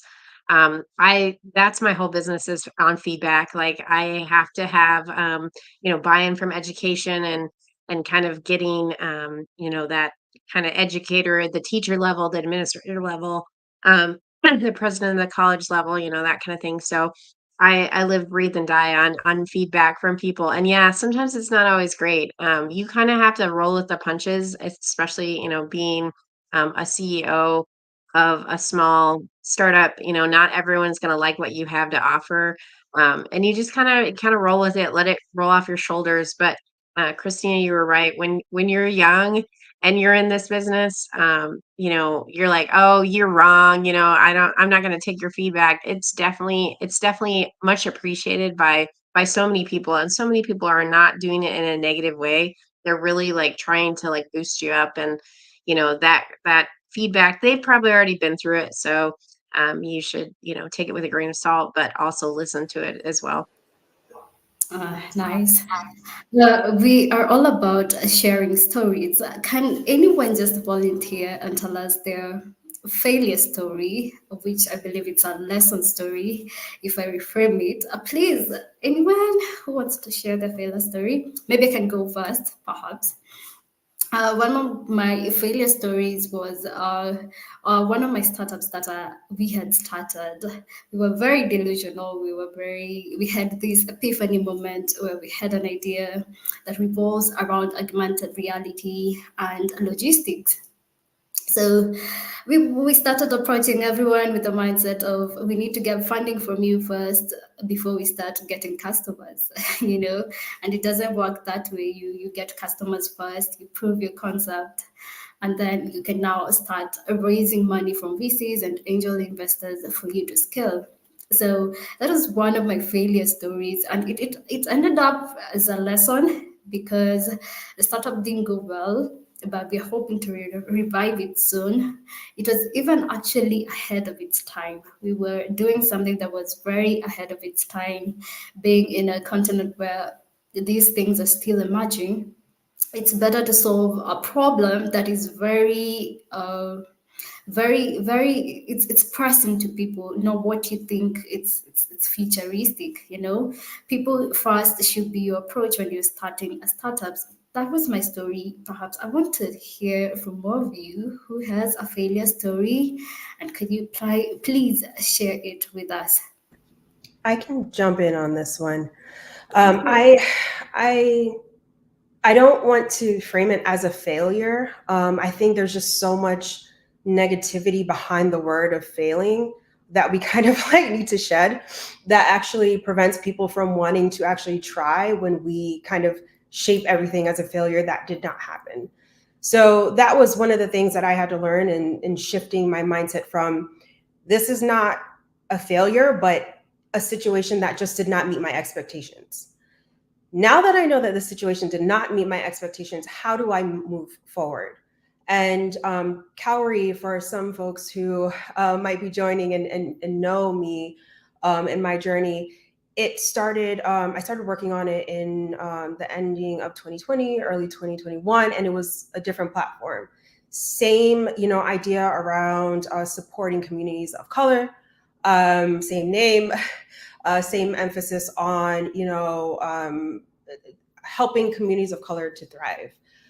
The focus, however, was slightly different in a sense that as someone who has either participated on business employee resource groups or have led some, we would have generally, from seasonally, held programs where we could get the company or folks in the company excited about supporting whatever group was leading that initiative, the ability to invest in, let's say, if I was part of the women's business employee resource group, to invest in women-led organizations. And so we would get money, funnel it, and keep a track of, how well the company, we were representing the company in supporting diversely led organizations. I do want to pause really quickly and just put it out there in the midst of all this DEI nonsense that I know there are a lot of folks in HR who are doing their damn thing, but all the unsung heroes who are business employee resource groups who do not get paid for this work. They do not get paid for this work. They are forced in a situation where they are compelled to lead these groups for free internally because of situations where companies are cutting these programs and leave us in a position where we have no choice but to create internal community. So the platform was originally meant to support those initiatives, both from a funding perspective, but community engagement perspective. And it hit me really hard when I started to see shifts in the companies I was working with, but also other folks who were building something along the lines with pauses in what they were building or quick pivots. And that signaled to me, this is probably, as much as it hurts, I'm too close to it, for one. It's very emotional, right? It's going to be, if I know this is a challenge to kind of separate myself from this, I need to take a step back and like reevaluate how I move forward with having impact. And second, I do need to make sure that, in the shift that I do change or make, that, I am taking this information and acting on it. So it's not a failure, it's a lesson learned. And I'm damn sure that if whatever direction Cowrie does, turns out to have, that I know the mission in my heart will stay true. And it will be to continuously serve underrepresented groups. Wow, that is very insightful. And I love that it comes from the heart. That means I wish you all the best with Cowrie, especially right now I'm wearing Cowrie. I wear a lot of Cowrie shells. So Koba, perhaps maybe I want to hear from you. Share with us a success story or perhaps a failure story, the one you decide to go with. Success story or fate story. Maybe I just say something about what we cope with during our development, because I didn't mention before that the idea of SensiVR came to my mind like already 5 years ago, and because I became from a creative background. The idea was kind of easy for me to can imagination about it, and I had like little experience with tech, because the idea of my art at all was to make technology as a tool for talk about my art. So I had a bit of tech background, but I didn't realize that that many of I can say culture, society, and economic and medical fields is important to to do. In my mind, as an artist which already worked with technology and had like amazing idea about what I'm doing, my thinking was okay. Every part of different fields of idea of SensiVR is already discovered, and I just have to put all of this puzzle together, and probably I will be able to create, startup, innovation startup. But this wasn't work like that. During last 5 years, this was not failed, but like you hear a long time already to create startup. I realized that all of the aspects from my startup are not discovered at all. I was thinking, okay, VR technology already exists. Wasn't exist for child. It's still not exist. It's still not developed properly for child development, for regulation of child for child. The medical things, I was thinking, okay, I just have to put my product, like our product, to the market, because healthcare market, like medical market, exist. But I again realized that this doesn't work at all. I have to discover at least three markets, three nationality markets, international markets, to understand that, for example, Polish market, which I came from, is not totally ready, not prepared for that kind of innovation of digital product. It's very poor market and special public market. And I can't put my product as an innovation, which can help children just like that, because no one gonna pay for that. No one gonna, any of the investor gonna invest in this product, and any of customer or user gonna pay for that. So I had to discover different market. In that case, now I'm working in Germany. But Germany didn't have any knowledge about technology. So the idea came in UK when I was in UK. And I know that this is not filed, but the amount of different puzzle for what we are doing, it's very difficult to put together. And we already do that for 5 years, and we're still learning, and we still know that we discover all of these fields. We also sometimes have to create some product. So working with partners which have to be open for what we need, and this is like very difficult task to navigate, to be sure that idea of creating technology in pediatric healthcare system is not just to create that innovation, to create like app which already easy app for adults, which people know how to do. So yeah, I think this is that kind of strong things that we already failed lots of time with discovering, and at the same time we have a lot of success during this discovering, but it's still a process. That's my story. Thank you for sharing. It's always a learning process. Let's talk about AI, the famous AI. Anyone who has a story to share of how AI has impacted their businesses? And do you think the rapid growth of AI is kind of scary? Tess, I saw your hand first. Let's go with you. Yeah, so I'm a one person show right now for my startup. I do all of my note taking, I do all of my writing, I do all the grant writing, I do all the training. So AI has like significantly helped me in double checking anything I write for like papers or introductions, all of my note taking in my meetings. Like, I don't know what I did before. Like, I wrote a bunch of notes down and had tons of paper all the way around me. So thank goodness for AI note takers in meetings. That has saved me a ton of time. I can go back and search them. I use Fireflies, but any of them work. So that's been super helpful. Artificial intelligence just in general is a very, you're right. It can be a scary kind of place.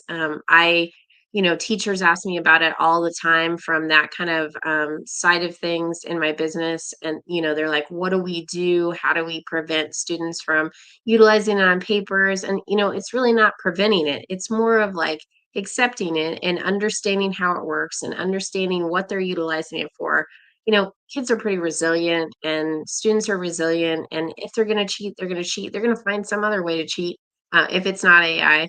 But I think, implementing that, I've had a few teachers implement it in their classes and kind of understand how to utilize it to make their students better at, because, the future, everyone's going to have it and everyone's going to use it, and it'll be like a staple. It will be just like when the computer was first introduced, it will just be something that's always there.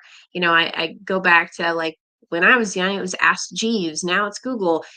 I mean, it's just a lot of things that have developed over time, and yes, it's getting better, and yes, it can be used for scary things. And hopefully, if we educate our youngsters well, that they don't use it for those inappropriate or scary things. So I think it's a game changer for me. It has really helped my startup. Um, but yes, there are definitely ways to not utilize it for the best things in the world, but hopefully better things become of it, and more it's stable in certain ways. So Yeah, sure. AI is very good for assisting one man show. I'm also a witness of that. Maybe I can go to you, Christina, and let's talk about long term games. How do you see your startup contributing to the long term goal of advancing the tech ecosystem? I believe that Tech Leadership Lab is all about this because, it started as a community movement that transitioned to an basically an action-oriented think tank where we want to focus on tackling on all of those 17 sustainable development goals. It's an audacious goal, but you know what? There are many players in this. And if we just gather together, and that is the power of communities and the right people together and teams. And I know that my team is watching me now, and they commented also, and I salute them, especially Dries, Mike, Robin, Danielle, and others who are watching from the background.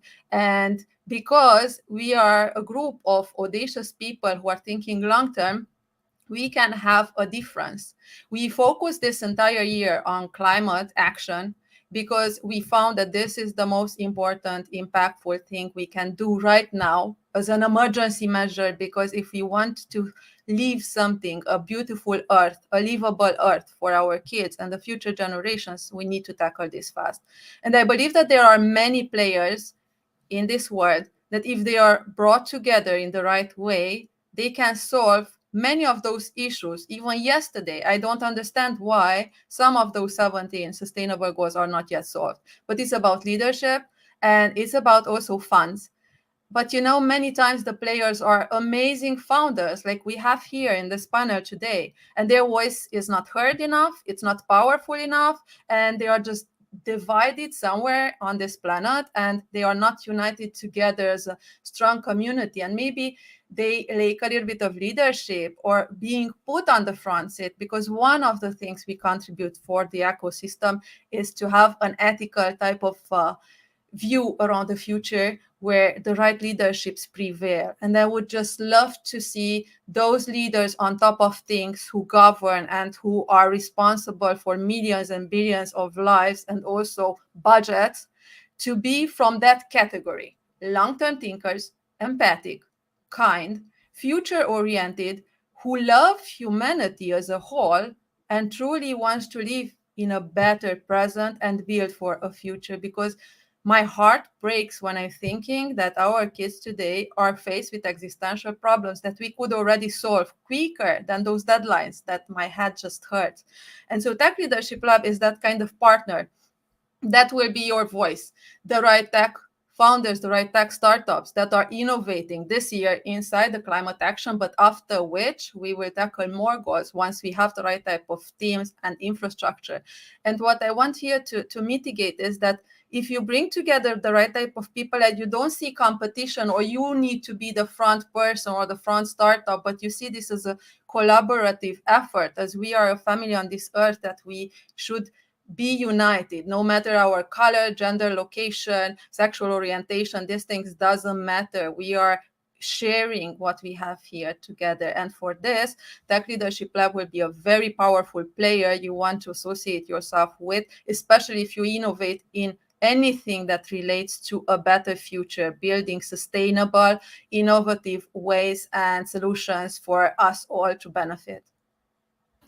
Thanks, Christina. That was very heartfelt. Time is running out, and maybe perhaps Tiffany, there's still more challenges that we haven't talked about. I feel like you need to add some challenges that you have seen in the tech startup ecosystem, and kindly be brief. We'll go back to you, Debbie. Sure. So very quickly, I think one of the core challenges is this type of question where we're not asking the people who need to be answering it. And sometimes it does feel like, we are kind of preaching to the choir as female founders to or a group of female identifying participants. But I'd say that as someone who identifies at the intersect of many identities, specifically, being first generation, having a disability, living with a chronic illness, being, a Black identifying woman. I found that all of those served as strikes against me, though I refuse to let it impede, my progress. But specifically, the identity as being someone who's living with a chronic illness or disability, there are significantly less programs that actually offer the flexibility that individuals with diverse abilities might need. And I found that a lot of the programs are still grounded. And when I say programs, it could be boot camps, any type of like founder programs, are still grounded in the idea of this like hustle culture. And it's taken me this long to get well enough to do something like Cowrie. And I've learned that if a space goes against what my body needs, what my soul needs, then it's not going to be for me. It'll make my journey a lot harder, but it's going to happen. Thank you. Debbie, close with us, close the session with an advice that you would give inspiring tech entrepreneurs. The advice I would give is be adventurous, be humble, and dream big. That's very brief. Yeah. There's only 1 minute. I'll just break down the adventure part. And I just want to say something about what Christina said. Everything you described to me sounds like predominant matrifocal female leadership, because all of those attributes are something that I think, female identified people naturally inhabit. And that's part of the reason why we don't really fit into the macrocosm of the entrepreneurship hustle culture world. It's because like those sensitivities don't make for good capitalist ideologies. So going back to the adventurous part, I think we should, as conscientious people, not just women, learn that it's okay to step out of the box and really embrace it 100%. Be okay with failing, as you said, because it's a step in succeeding. Don't even see it as a failure. See it as a necessary step to the next level. And then, yeah, closing it with just being humble and understanding that dreaming big is essential. Like, obviously, everything that was created came from those things. It's the humility to do it over and over again and know that you will achieve your goal. And the dream big part, which is Orion Digital's motto, it's not an internal thing. To me, it's a universal thing. Like, when we can universally unite and have a vision of a better future, using our individual gifts to work as a group to achieve them, that's when I think success is achieved. So Thank you. Thank you so much. Our time is up. We would have loved to delve into more of this conversation, but we hope to see you in the upcoming summits, in the GatherVerse summit. So thank you so much. I loved your contributions. See you next time. May our Gather be well. Thank you. Thanks. Be well. Thank you.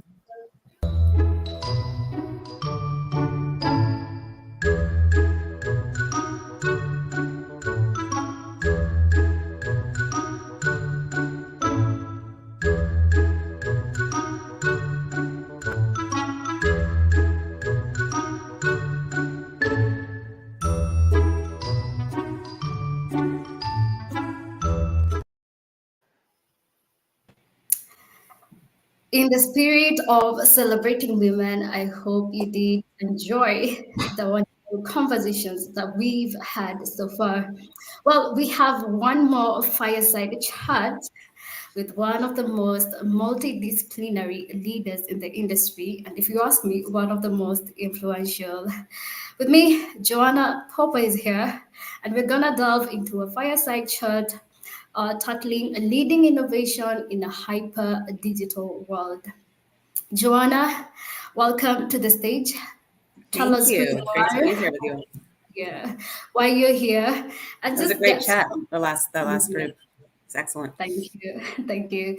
Just go deep into it. Tell us who you are, why you're here, and what challenges have you faced over the years you've been leading the innovation space. Oh, well, sure. Hi, everyone. Well, I'm here because Chris invited me, and I've been supporting and advocating and what he's been up to for many years through for many different roles. My name is Joanna Popper. It's nice to see you all. Nice to meet you all today. I have been in this industry for quite a while. I actually started my career, speaking of a journey and how life and careers are full of different twists and turns. I actually started my career in way back when in Wall Street. I have a very traditional business background. I started in Wall Street, went to business school, then worked in consulting, then moved over to a marketing role, and then worked at NBC Universal for almost a decade.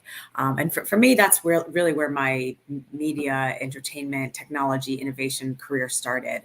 While I was there was during what we now call Web 2, but was during all the digital innovation and disruption started. And so worked on lots of things that at the time were very new, but are now considered run of the mill in terms of innovation, because that's how disruption works. So was there for many years, and then I worked on many of the biggest show launches and movies and theme park rides, and then noticed how much the business was shifting, how our audiences interacted with our content shifted. Probably the fact that we even called it content was something new, as before as programming or shows.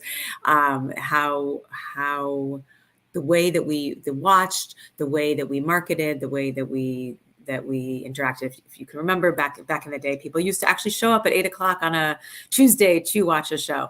And so all of that shifted, and I got to work on a lot of the first very early webisodes, social media, influencer strategy, streaming strategy. As I said, all things that are not considered new and innovative today, but were at the time. And then I had the opportunity to move to Silicon Valley and lead media and marketing for an organization called Singularity University, which was all around training leaders on the future of emerging technology and how that would impact their business. So everything from AI to blockchain to digital biology to autonomous vehicles, which I'm still waiting for. And so was there from 2015 to 2017, and then was at HP, which is how I know a lot of you all led go-to-market for HP virtual reality. Where we launched some great headsets like HP Reverb G2 with Valve and Microsoft, and among many others, the Omnicept, and worked very, very closely with creators and executive produced projects such as Brianna's Garden, which we came and spoke about at this conference a couple of years ago, Finding Pandora X, Fight Back, just all really important projects that were focused on telling amazing, important, impactful stories that mattered, and bringing those stories into the world. And then most recently, I was at CAA as Chief Metaverse Officer, and spent a lot of time working in and around AI, around questions about what is what is talent, name, image, and likeness in a digital world. How does that impact the industry? How do those rights work? What does it mean for production, pre-production, post-production? And those questions are really, really important around name, image, and likeness rights, particularly for celebrity, because it's most relevant to them today, but will be relevant to all of us as those technologies become more and more and more widespread, and creating digital doubles of us that are seamless and impossible to differentiate from reality become more and more prevalent. And I'm currently advising some big production companies on those types of questions, as working with some startups, looking for my next creative project, and doing some other fun stuff.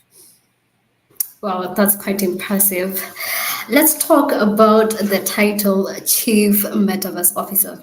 I'm very curious, and perhaps many companies that are watching here, a lot of executives who are engaged, and companies want to really deploy this kind of metaverse technology.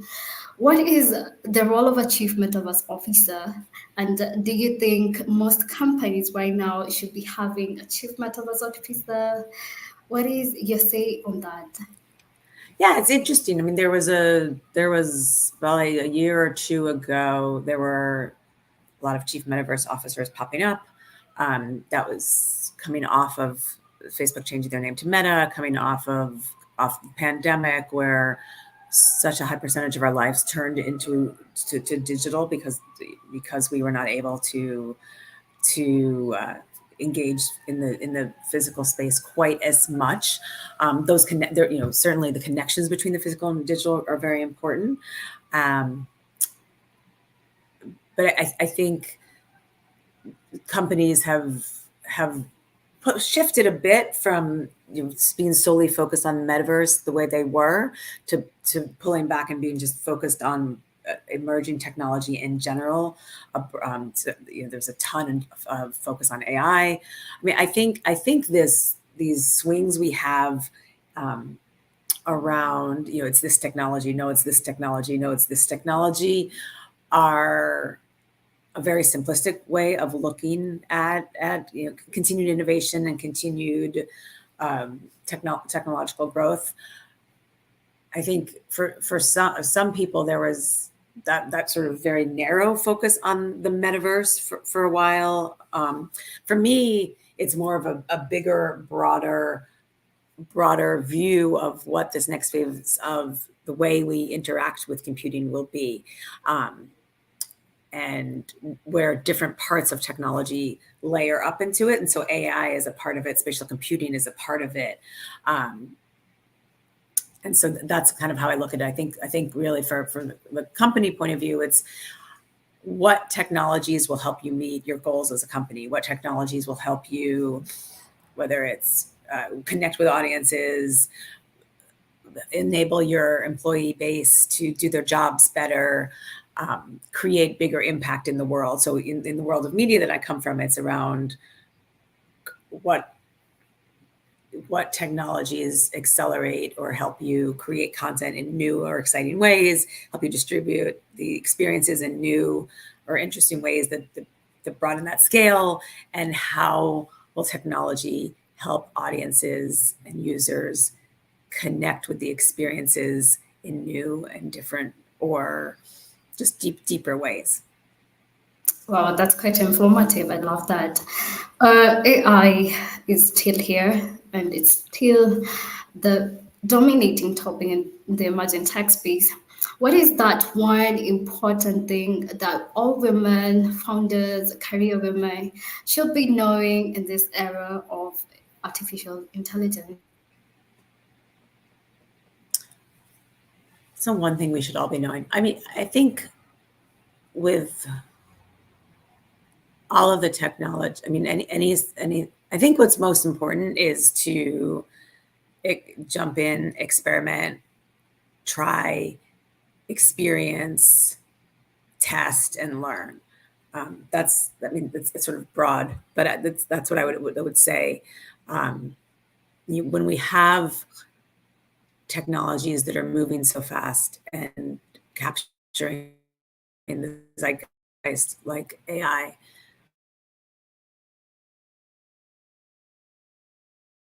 it's really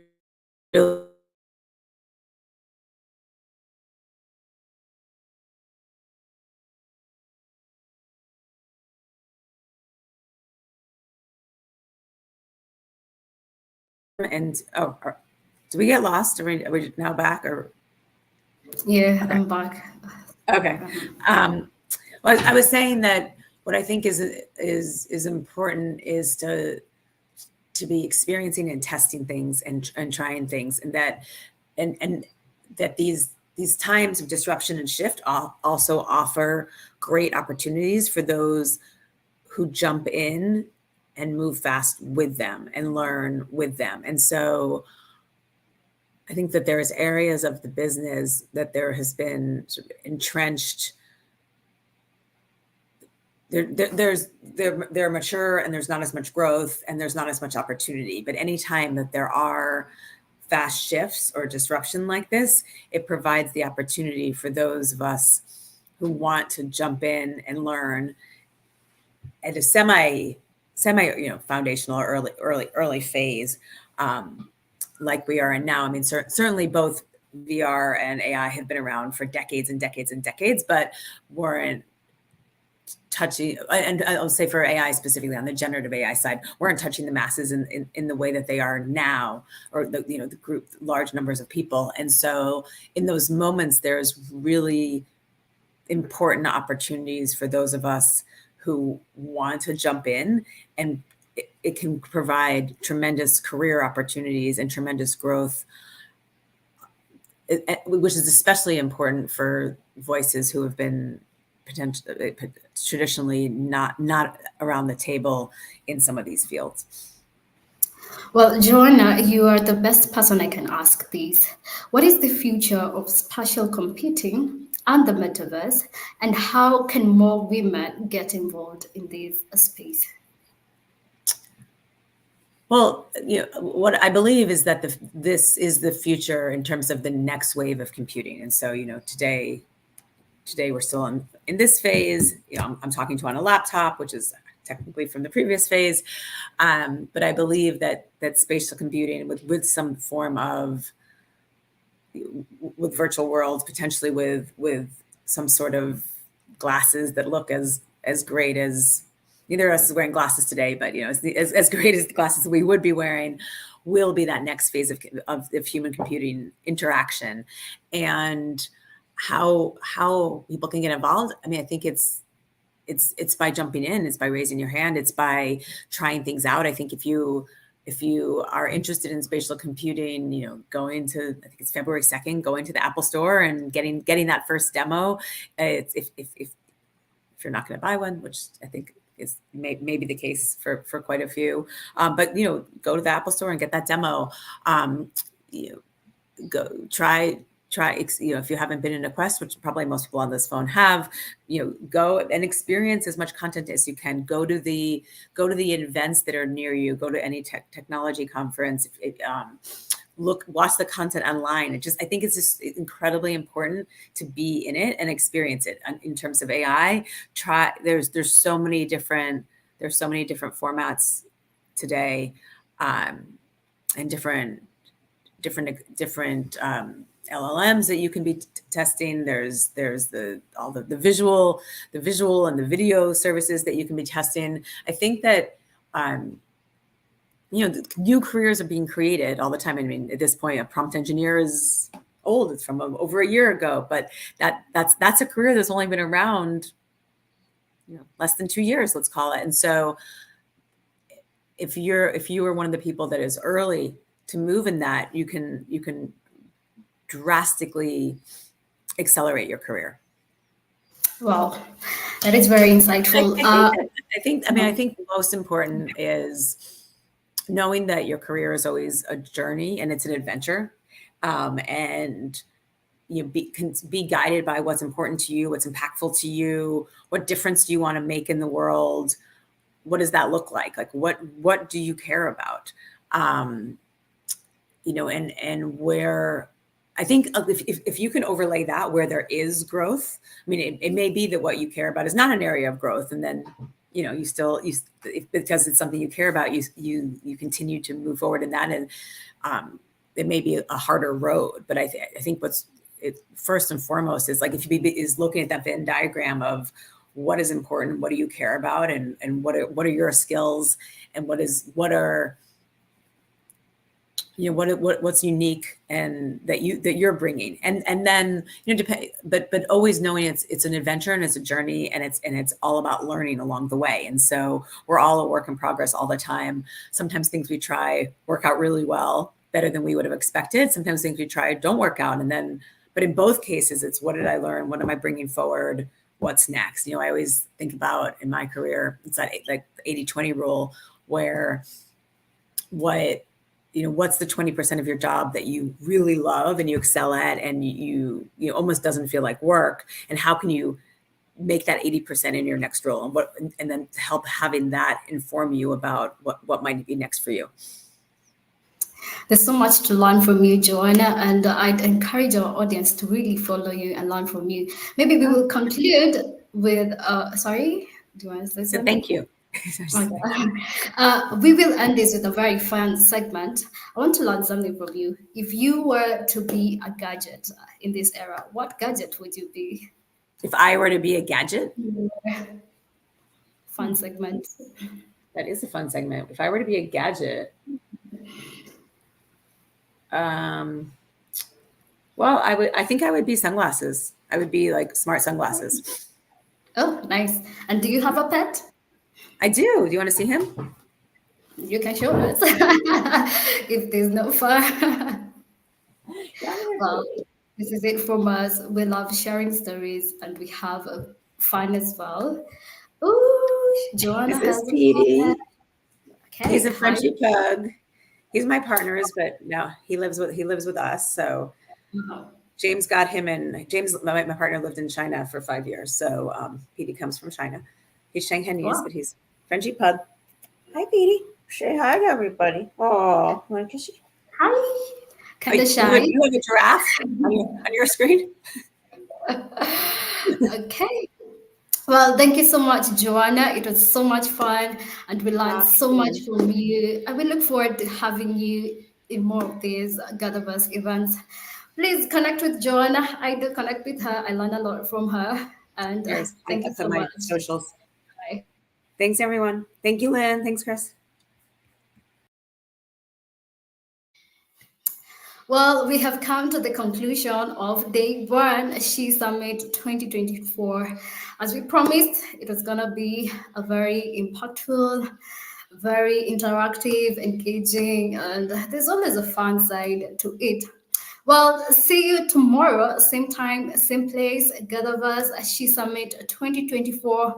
Please keep sharing and please keep interacting with us. Asanteni sana, that means thank you in Kiswahili. We are off. Thank you.